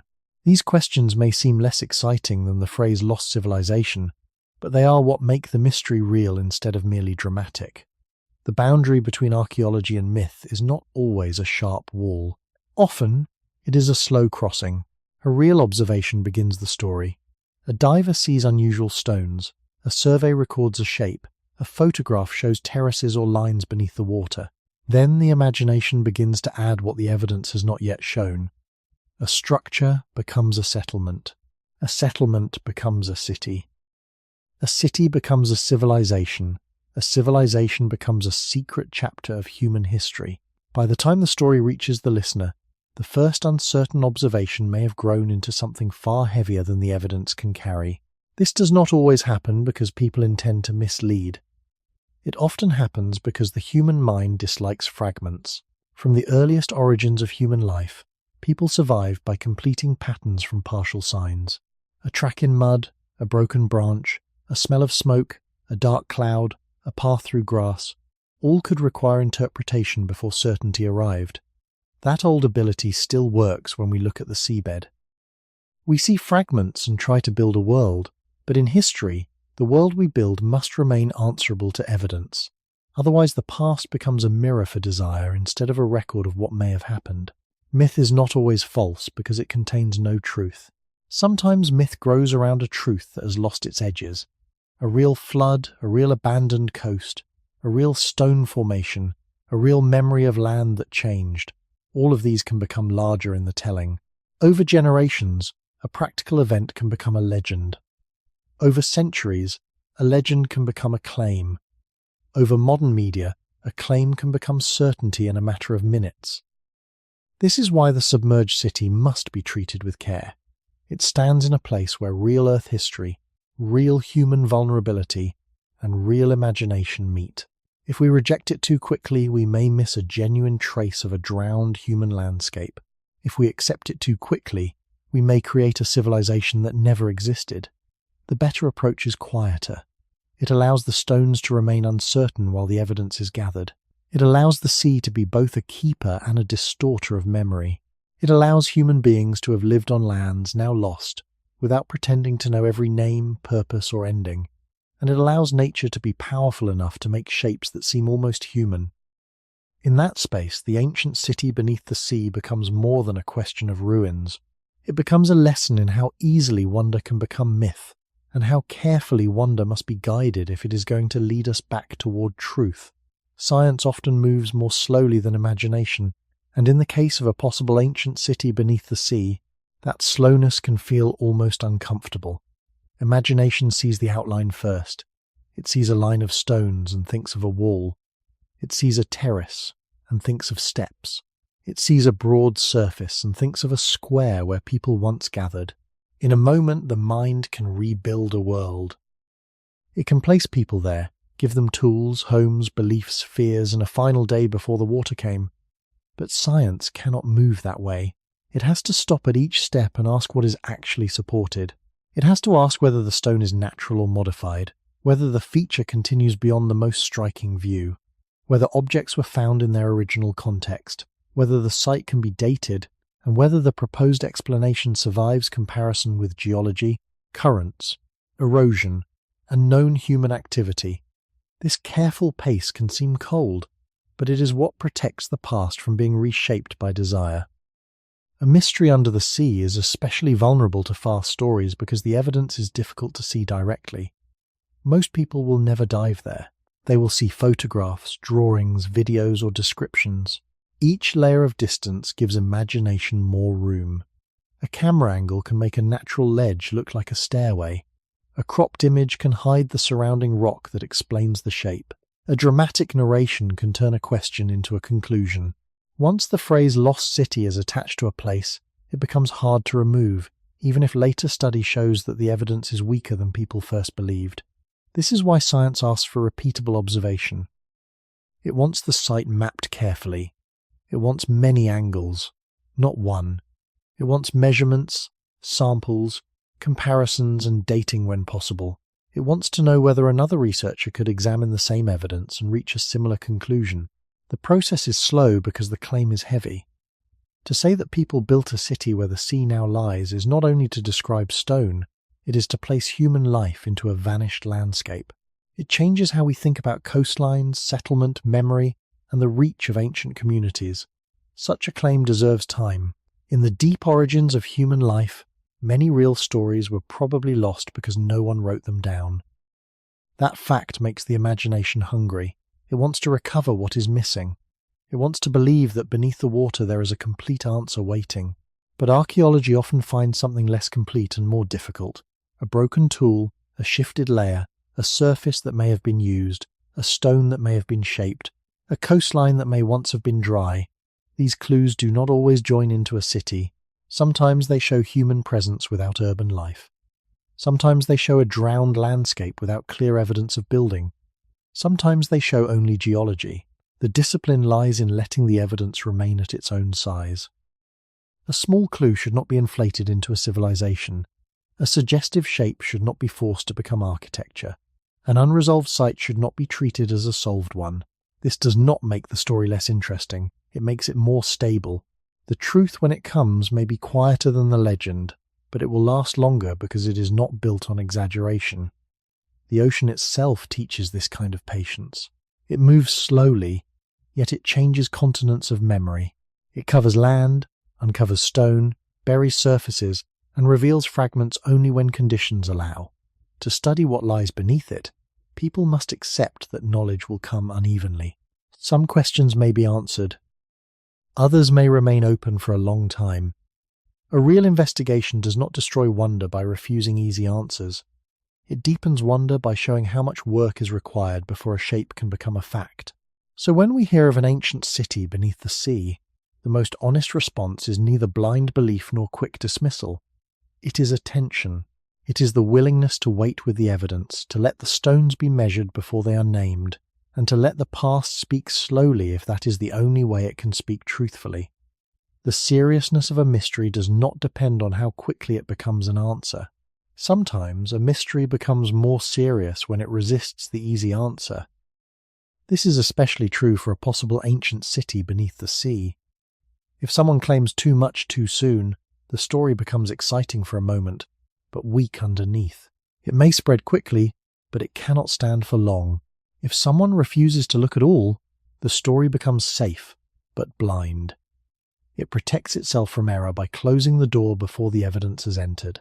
Between those two habits is a slower way of thinking, and that slower way is where the real value of the submerged city begins. The question is not only whether the stones are natural or human-made. The question is how we learn to stand before the past without forcing it into the shape we prefer. A line beneath the water may awaken the thought of a wall. A terrace may awaken the thought of steps. A broad stone surface may awaken the thought of a square, a floor, or a place where people once gathered. These thoughts are not useless. They are the beginning of attention, but they must remain open long enough to be tested. A serious mystery asks for patience, because the past has already been damaged by time. Underwater, it has been damaged again by movement. Salt, sand, darkness, living growth, and distance from ordinary human inspection. What reaches us is not the whole place as it once was. It is a changed remainder. And a changed remainder should not be forced to speak in a complete sentence before we understand its language. This is why careful investigation can make the story more compelling, rather than less. When a researcher asks whether local geology can form similar shapes, the mystery becomes grounded in the earth. When someone asks whether the site was dry land during a period of human occupation, the mystery becomes tied to climate, sea level, and the long movement of human settlement. When someone asks whether artifacts or work surfaces exist, the mystery becomes connected to actual hands, tools, bodies, and repeated life. Each question narrows the space where fantasy can enter, but it also gives the real past a better chance to appear. The deepest parts of human history need that protection. They are already faint. Many people who lived near ancient shores left no written names, no carved records, no permanent monuments, and perhaps no structures that would satisfy a modern imagination of a city. Their worlds may have been made from wood, fibre, fire, shell, stone tools, memory, and movement. Their most important places may have been ordinary in appearance, yet essential to survival. If the sea later covered those places, then only fragments might remain. To exaggerate those fragments into a grand, lost civilization would not honour those people. It would replace their real uncertainty with our desire for drama. But to ignore the fragments because they are small would also be a mistake. A modest trace of human activity can be more valuable than a spectacular shape with no context. This is the quiet discipline that makes the question beneath the sea worth asking. It teaches that evidence has different strengths. A photograph can invite curiosity. A mapped pattern can strengthen it. A tool in context can change it. A secure date can anchor it. A repeated relationship between features can deepen it. No single sign needs to carry everything alone. Slowly, if the clues agree, a picture can form. If they do not agree, then restraint is the truthful result. This restraint is not empty. It is a kind of respect. It respects nature by admitting that stone can look strangely ordered without human hands. It respects ancient people by refusing to invent their lives without evidence. It respects the listener by giving them wonder without false certainty. And it respects history by allowing a question to remain a question when that is the most accurate form it can take. So the ancient city beneath the sea becomes serious not because it proves a lost civilization at once, but because it shows us how fragile proof can be when land becomes water and memory becomes stone. The longer we sit with that uncertainty, the clearer one lesson becomes. The past does not owe us a simple answer, and truth is often found by refusing to close the question too soon. Before anyone can name the builders of an ancient city beneath the sea, one hard limit has to be accepted. Without secure evidence, there may be no name to give. This can feel unsatisfying, because the question, who built it, asks for a people, a culture, a time, and a place in the human story. It asks for a human face behind the stone. But the responsible answer cannot begin with a name, simply because the imagination wants one. If the evidence does not clearly identify a known group, a known period, or a clear cultural tradition, then any confident label would be an invention. The builders should not be assigned to a famous civilization just because that civilization is familiar. They should not be connected to a legend just because the site lies underwater. They should not be described as advanced, mysterious, forgotten, or secretive, unless the material record can support those words. A submerged formation may be old, and it may be impressive, but age and impressiveness do not reveal identity by themselves. To say who built something, archaeology needs connections. It needs tools, materials, building methods, dates, patterns, or objects that can be compared with other known evidence. It needs some way to link the place to people who actually lived in that region and time. Without those links, the most honest answer is not a dramatic one. It is that the builders, if there were builders, remain unknown. This does not weaken the story. It protects it. A false name can make a mystery feel complete, but it also closes the door in the wrong place. It stops people from looking carefully at what the evidence truly says. In the long history of human life, many communities left no written records at all. Many had names for themselves that are now gone. Many lived in places that later changed beyond recognition. Their tools, shelters, food remains, and pathways may have been modest, especially near ancient coasts where water, weather, and movement could disturb the ground. If such people used or built on land that later drowned, the sea may have erased the very clues that would allow us to identify them.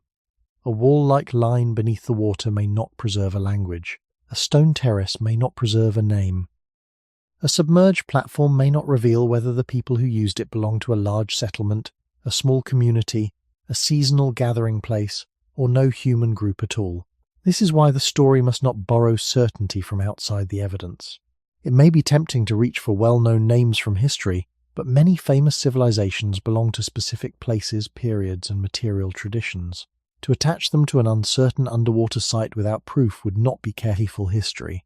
It would be a shortcut. The deeper origins of human life require another kind of respect. People before written history were not empty figures waiting for modern imagination to define them. They had skills, memory, relationships, roots, and ways of knowing their landscapes.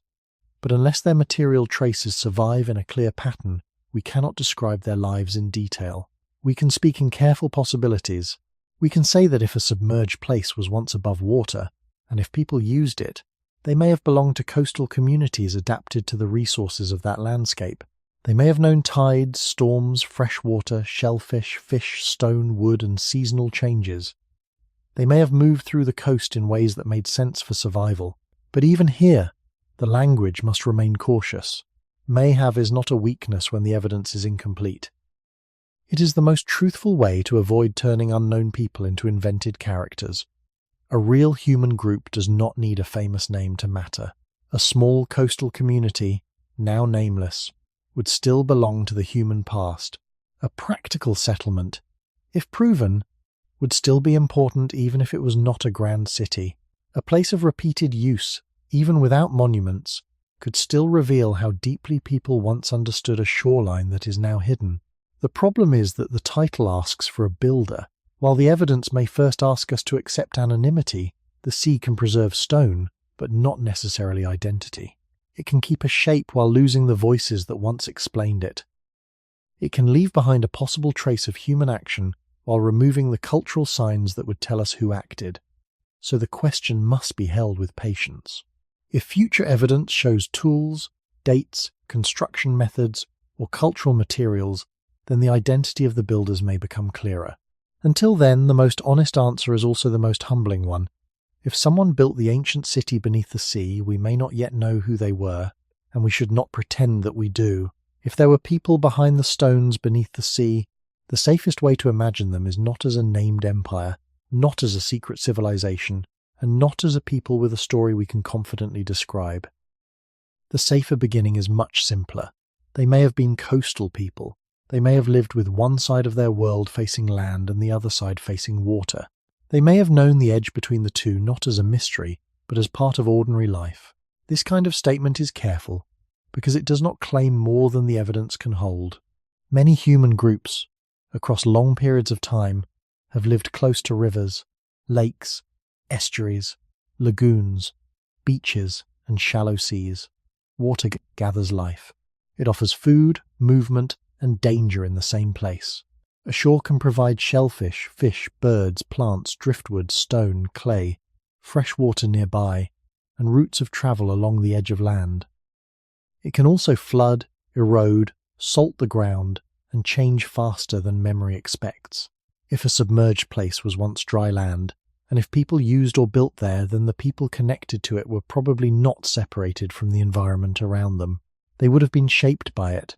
Their choices would have followed water, seasons, food, shelter, and safety.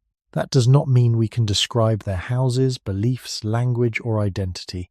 It means only that a drowned human place, if real, would most likely belong first to the broad story of coastal life. This matters because the phrase ancient city can make the mind jump too far.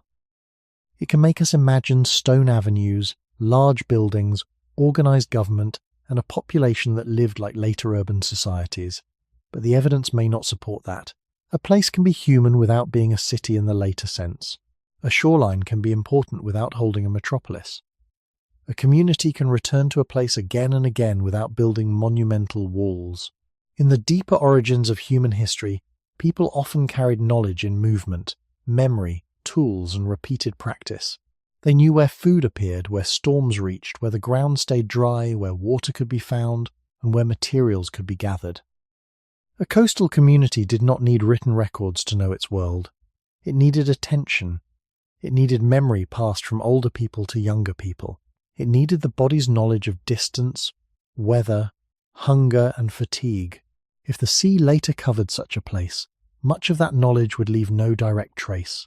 What might remain could be stone, shells, tools, altered surfaces, or fragments of use. These remains could tell us that people were present, but they might not tell us who they were in the way a name would. This is why a careful answer must stay wide. If there were builders, they may have been members of local or regional coastal communities living before the area was submerged. They may have used the landscape in ways suited to their time, their tools, and their needs. They may have built something durable, or they may only have used natural stone surfaces that later looked built. They may have lived permanently in one place, or moved seasonally across a wider territory. They may have left because the coast changed, because resources shifted, because water rose, because storms made the place less safe, or because human life often moves for reasons that leave no clean mark in the ground. Each of these possibilities is more honest than inventing a lost race or a hidden civilization. It keeps the people close to the real conditions that shape human history. The oldest human worlds were not separate from climate, coastline, animal life, plant life, and water. They were woven into them. A settlement existed because the land allowed it. A path existed because bodies repeated it. A shelter existed because materials could be found, and a place was worth returning to. A city, if the word is ever justified, existed because many human choices became organized in one place over time. Under the sea, all of those choices become harder to see. The ocean may preserve the heaviest traces while erasing the softer ones. It may leave behind stone and remove the evidence that would explain whether the stone was a wall, a platform, a natural shelf, or something reused by people. So the question of identity must remain attached to the question of evidence. We can say that coastal people are a reasonable broad possibility if the site was once dry and if human activity is shown. We cannot safely say which people, what they called themselves, how they thought, or whether they belong to a grand civilization. The silence is not empty. It is a boundary. It tells us where knowledge ends for now. And sometimes, respecting that boundary is the only way to keep the people of the past from being replaced by a story that belongs more to us than to them. The question of who built the ancient city beneath the sea may remain unanswered, not because the question is unimportant, but because the evidence may have been stripped of the very things that make identity possible. A name is a fragile thing. It does not survive in stone unless someone writes it, carves it, repeats it, or passes it into records that later people can read. For much of deep human history, especially before writing, names lived mainly in voices. They belonged to people, families, places, paths, ancestors, waters, animals, dangers, and memories. When the voices disappeared, many names disappeared with them. If a coastal community once used a place that now lies beneath the sea, the water may have covered not only the ground, but the route by which that place could be remembered. The people may have moved inland. Their descendants may have joined other groups. Their stories may have changed, shortened, or vanished. The shoreline itself may have moved so far that later generations no longer knew where the older ground had been. In this way, the question, who built it, opens into something wider than construction. It opens into the limits of human memory. We often want the past to behave like a book with missing pages, as if the right discovery will restore the words. But some parts of the past were never written in the first place. They were held in bodies, habits, and local knowledge. They were held in the way people found food, crossed a wetland, chose shelter, avoided storms, returned to a familiar place, and taught children how to recognize useful ground. If the sea took that ground, and time took the voices, then the remaining stones may not be able to tell us who these people were. They may only suggest that someone somewhere in the long human story lived close enough to the changing coast to leave a trace. That trace, if it exists, deserves respect without being forced into a complete identity. This is the humbling center of the submerged city. It may represent builders whose names are gone, or it may not represent builders at all. It may be a human place without a known people, or a natural place that looks human, or a landscape where natural stone and human use overlap in ways that are difficult to separate. Any of these possibilities would still teach something. If people built or used it, then it tells us that human history once extended onto land now hidden by water. If nature shaped it, then it tells us how strongly the human mind searches for meaning in stone. If both are involved, then it shows how human life and the changing earth can become tangled together until the evidence no longer speaks in a single clear voice. The most honest answer to who built it may therefore be a kind of humility. We may not yet know. We may never know in the full sense that people want. We may learn that the site was once dry. We may learn that some stones were modified. We may find tools, dates, or signs of activity. We may narrow the possibilities to a region, a period, or a kind of coastal life. But even then, the people themselves may remain nameless. They may not become a civilization with a label. They may not become characters with a story we can safely tell. They may remain human beings known only through the pressure of their presence on the material world. That is not failure. It is the condition of much ancient history. Most human lives were not preserved for us. Most people did not leave monuments. Most communities did not know they were living in what later ages would call prehistory. They lived in the present of their own needs, with water, food, weather, kinship, fatigue, fear, and memory around them. If a trace of them now lies beneath the sea, it asks us not to conquer the silence with invention, but to stand near the silence with care. The question of who built the ancient city beneath the sea does not open toward one easy answer. It opens toward the recognition that some human worlds can be real, meaningful, and still almost unreachable. The sea may have hidden the stones, but time may have hidden the people more completely. A city beneath the sea changes the way we think about where history is kept. It reminds us that the human past is not stored only in books, monuments, museums, or ruins that stand clearly above the ground. Much of it is stored in places that do not look like history at first. It is stored in old shorelines, buried river mouths, drowned valleys, layers of sediment, stone surfaces, shell beds, submerged forests, and the changing shape of the coast.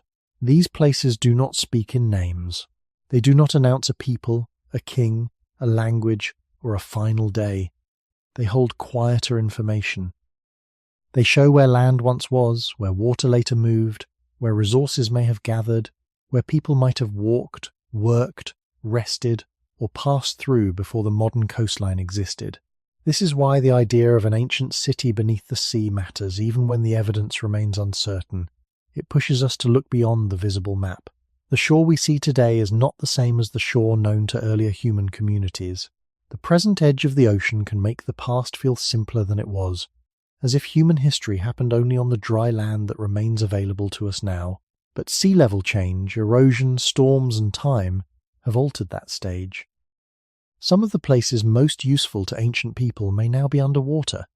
A river valley that offered fresh water and movement may be drowned. A coastal plain that supported animals, plants, and gathering may be hidden.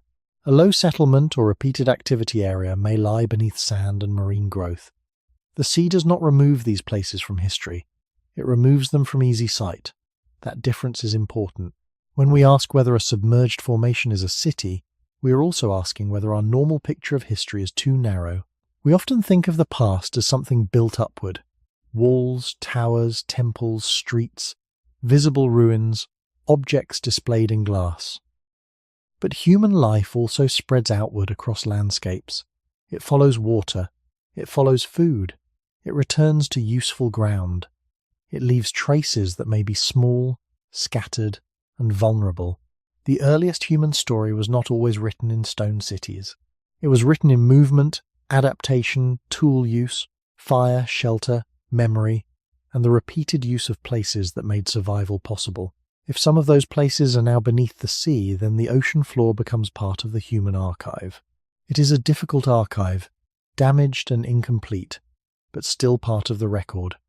This does not mean we should call every underwater shape a ruin. It means we should understand that archaeology is not limited to what is easy to reach. The submerged world asks for different kinds of attention. It asks researchers to read sediment, geology, sea level history, artifacts, erosion, and context together. It asks them to treat the landscape itself as evidence. A stone line may be natural, but the drowned landscape around it may still reveal something about ancient environments.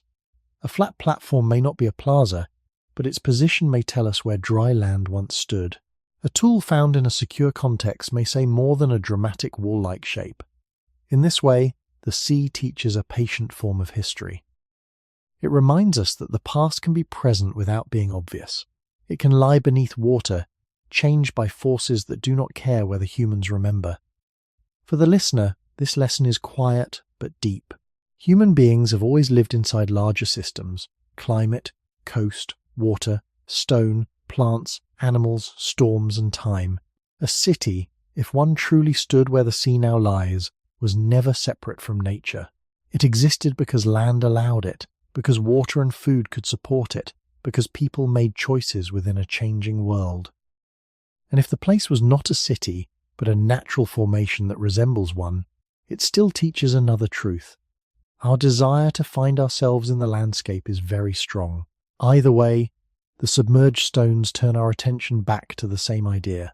History is not only what survives clearly, it is also what nearly disappears, what must be approached carefully, and what asks us to widen our sense of where human memory can be found. A city, even when it seems solid, is never independent from the world around it. It depends on water, food, weather, materials, paths, and the stability of the ground beneath it. This is one of the quieter lessons hidden inside the image of an ancient city beneath the sea.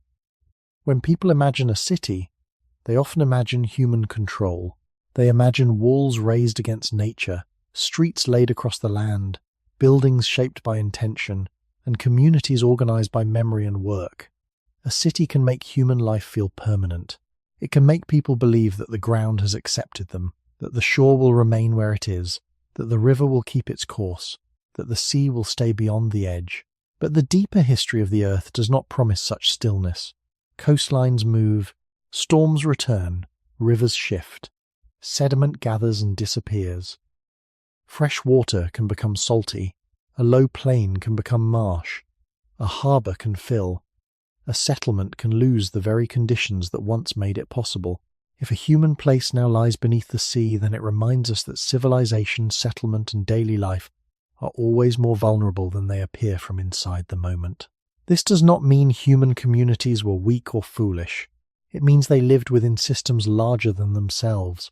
From the earliest roots of human life, people survived not by controlling the whole environment, but by reading it, responding to it, and moving with its changes when they had to. A shoreline was useful because it offered resources, but that usefulness could change. A place could support life for generations and then slowly become less reliable. The same water that gave food and movement could later bring erosion, flooding, salt, and retreat. A city or settlement was therefore not only a human achievement, it was an agreement with the landscape, and the landscape could change the terms.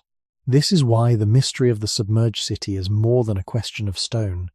It is a question about the relationship between people and the natural world. If the formation is human-made, then it shows that human plans can be outlasted by geological and climatic processes. If the formation is natural, then it still shows how powerfully the Earth can produce forms that make us think of human order. In both cases, the sea stands as a reminder that the human story is written on a moving surface. The people of the past, especially those living near ancient coasts, may have understood this more directly than many modern people do. They did not need scientific language to know that water could change a place. They could see storms cutting into the shore.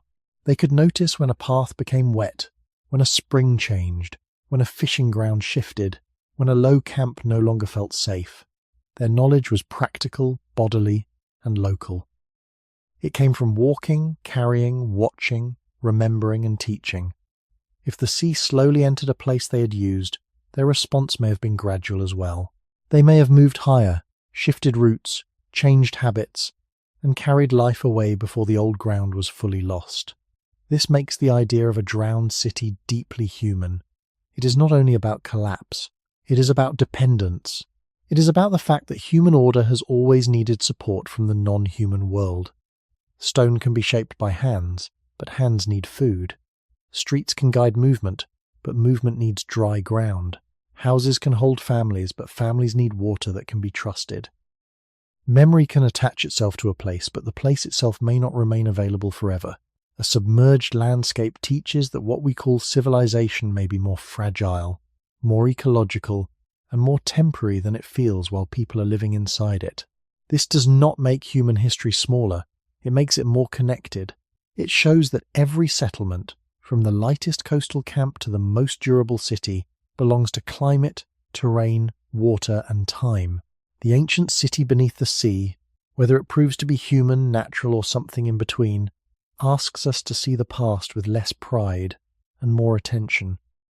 It asks us to remember that people did not live above nature, looking down on it from a safe distance. They lived inside it, and when the sea moved, the edge of human life moved with it. A city beneath the sea reminds us that human beings have never stood outside nature, even when they learned to build, organize, remember, and name the places where they lived. This may be the deepest lesson hidden inside the submerged stones. A city can make human life feel separate from the land that supports it. Walls can create an inside and an outside. Streets can make movement feel planned. Houses can make shelter feel secure. Storage places can make the future feel prepared for. A harbour, a path, or a square can make a community feel rooted in one place. Yet every one of these things depends on conditions that people do not fully command. The ground must remain stable enough. The water must remain usable enough. The coast must remain close enough to help, but not so close that it destroys. Food must continue to arrive through fields, animals, gathering, fishing, trade, or movement. Weather must remain within a range that people can manage. When those conditions change, the shape of human life changes with them. This is not only true for large civilizations, it is true for the earliest human groups as well. Long before cities in the later sense, people were already living inside relationships with water, stone, plants, animals, seasons, and memory. They chose sleeping places because the ground allowed rest. They returned to coastlines because food could be found there. They used stone because the landscape provided it. They moved because hunger, danger, weather, or opportunity required movement. The human body itself carried this dependence.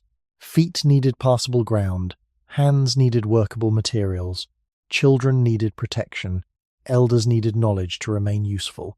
A community survived not by escaping nature, but by reading it well enough to continue. If an ancient place now lies beneath the sea, then it shows how completely the setting of human life can change. A ground that once held footsteps can become seabed.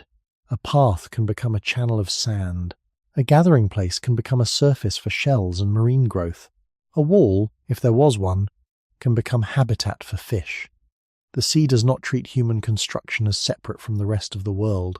It folds stone, memory and intention back into geology and ecology. That thought is quiet, but it is powerful. It removes the sharp line we often imagine between human history and natural history. A submerged city, if truly built, is not only an archaeological object. It is also a coastal event, a climate story, a geological story, and a biological story. It belongs to people, but it also belongs to water, salt, sediment, erosion, and time. Even if the formation is natural and not a city at all, it still teaches something about the human mind. It shows how strongly we search for ourselves in the landscape. We look at stone and ask whether hands shaped it. We see order and ask whether memory once lived there. We find patterns and try to place people inside them. This desire is not something to be ashamed of. It comes from the same long human inheritance that made our ancestors attentive to tracks, shelters, paths, and signs of change. But the desire must be guided by care. Nature can look human. Human traces can look natural after enough time. The border between the two can be softened by water until certainty becomes difficult. That difficulty is part of the lesson. Human beings are not the only makers of form. The earth shapes, breaks, lifts, drowns, covers and reveals. People build within that larger motion, not above it. This is why the ancient city beneath the sea is such a useful image for thinking about history. It does not allow us to imagine the past as a straight line of progress, with human achievement rising steadily above the natural world. Instead, it shows a more fragile picture. Human life gathers where conditions allow it. It grows through memory, cooperation, skill, and repeated use of place. Then the conditions may shift. The people may move. The place may remain for a while, then change beyond recognition.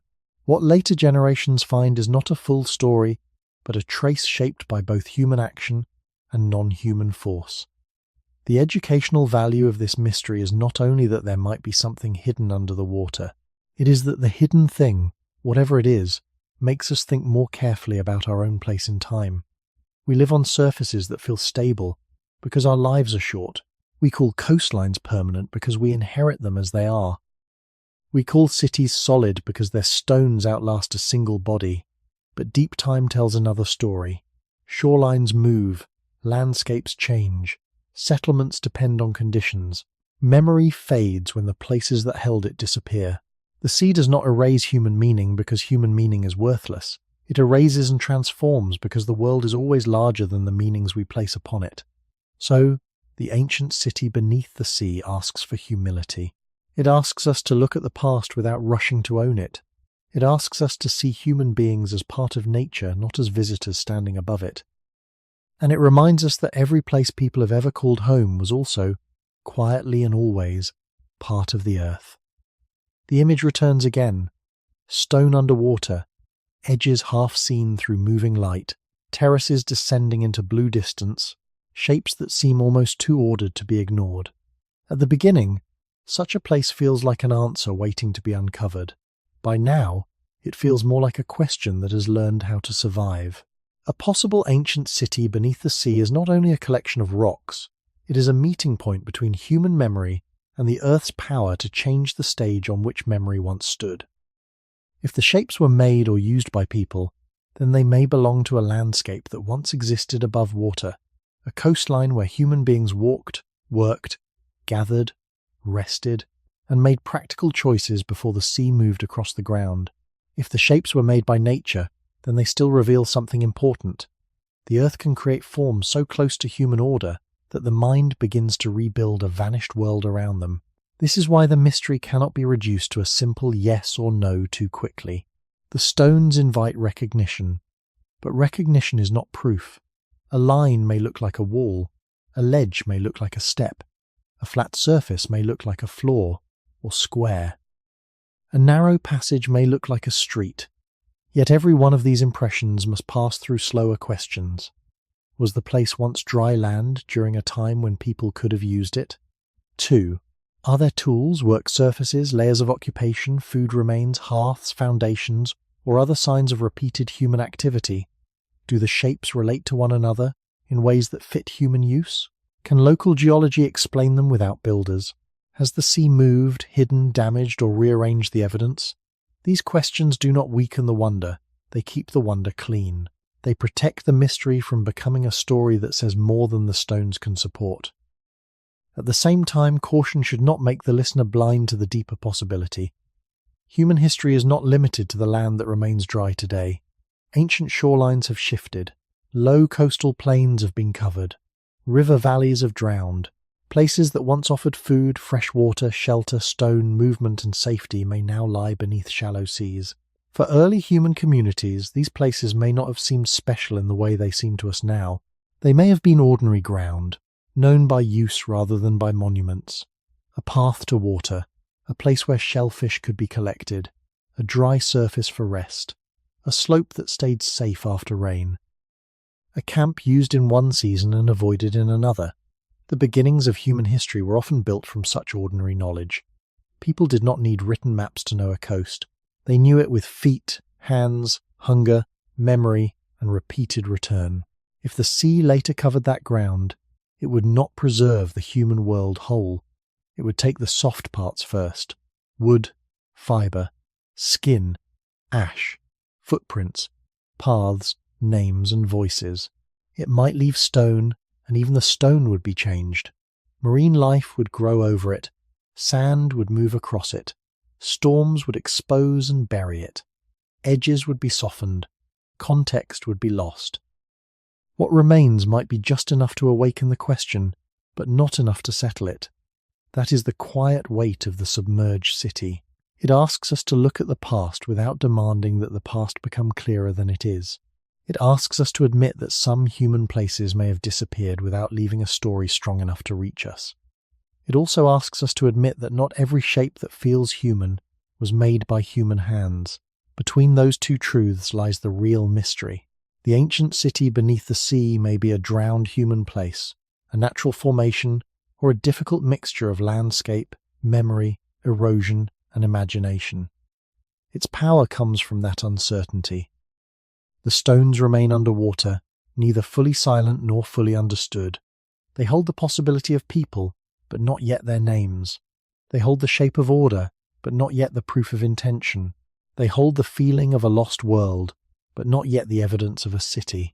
And so, when we return to the first image, we no longer see only a strange ruin beneath the waves.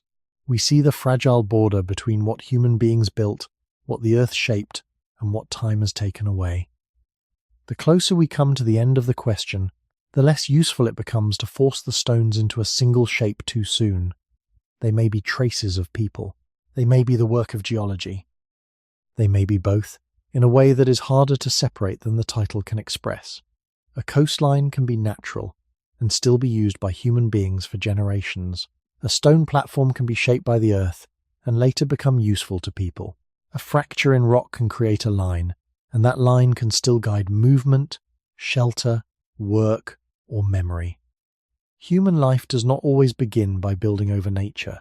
Often, it begins by using what nature has already placed there. This is one reason a submerged formation can remain so difficult to understand. The question is not always whether every stone was cut and placed by human hands.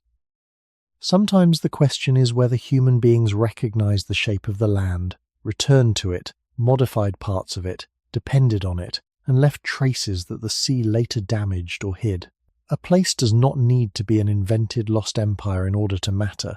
It may matter because it shows how ancient people lived with shorelines, how they used natural forms, how they adapted to changing water, and how easily those ordinary worlds can disappear from the visible record.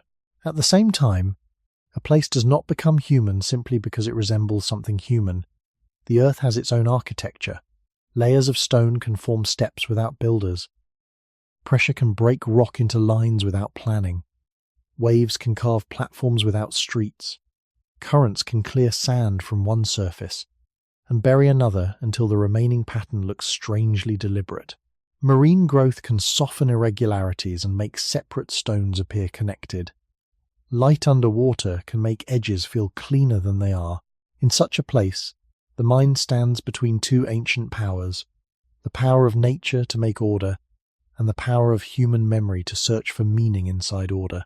This is why the story cannot end by saying simply that the city was real, or that it was never real, unless the evidence is strong enough to carry either answer. The more careful conclusion is that the submerged stones belong to a field of possibilities. One possibility is that they are part of a genuine human site, perhaps a drowned shoreline, settlement, work area, or built structure whose clearest evidence has been altered by water and time. Another possibility is that they are natural geology, made impressive by the sea and by the human eye's hunger for pattern. A third possibility lies between them, a natural landscape once used by people, where the most dramatic shapes may not be built, but where human traces may still exist nearby, smaller and quieter than the image of a city. This middle possibility is important because much of human history has probably lived in middle places like that. Not always in monuments, not always in cities, not always in things that survive cleanly. Human beings have often made their lives through repeated use of useful ground, a sheltered ledge, a dry ridge, a river mouth, a beach where food could be gathered, a stone surface where tools could be made, a path between water and higher land. These are not the kinds of places that always become famous ruins, yet they are part of the origin of human history, because survival depended on them. If the sea covered such ground, the world that mattered to those people might become nearly unreadable. Later observers might notice the wrong thing first.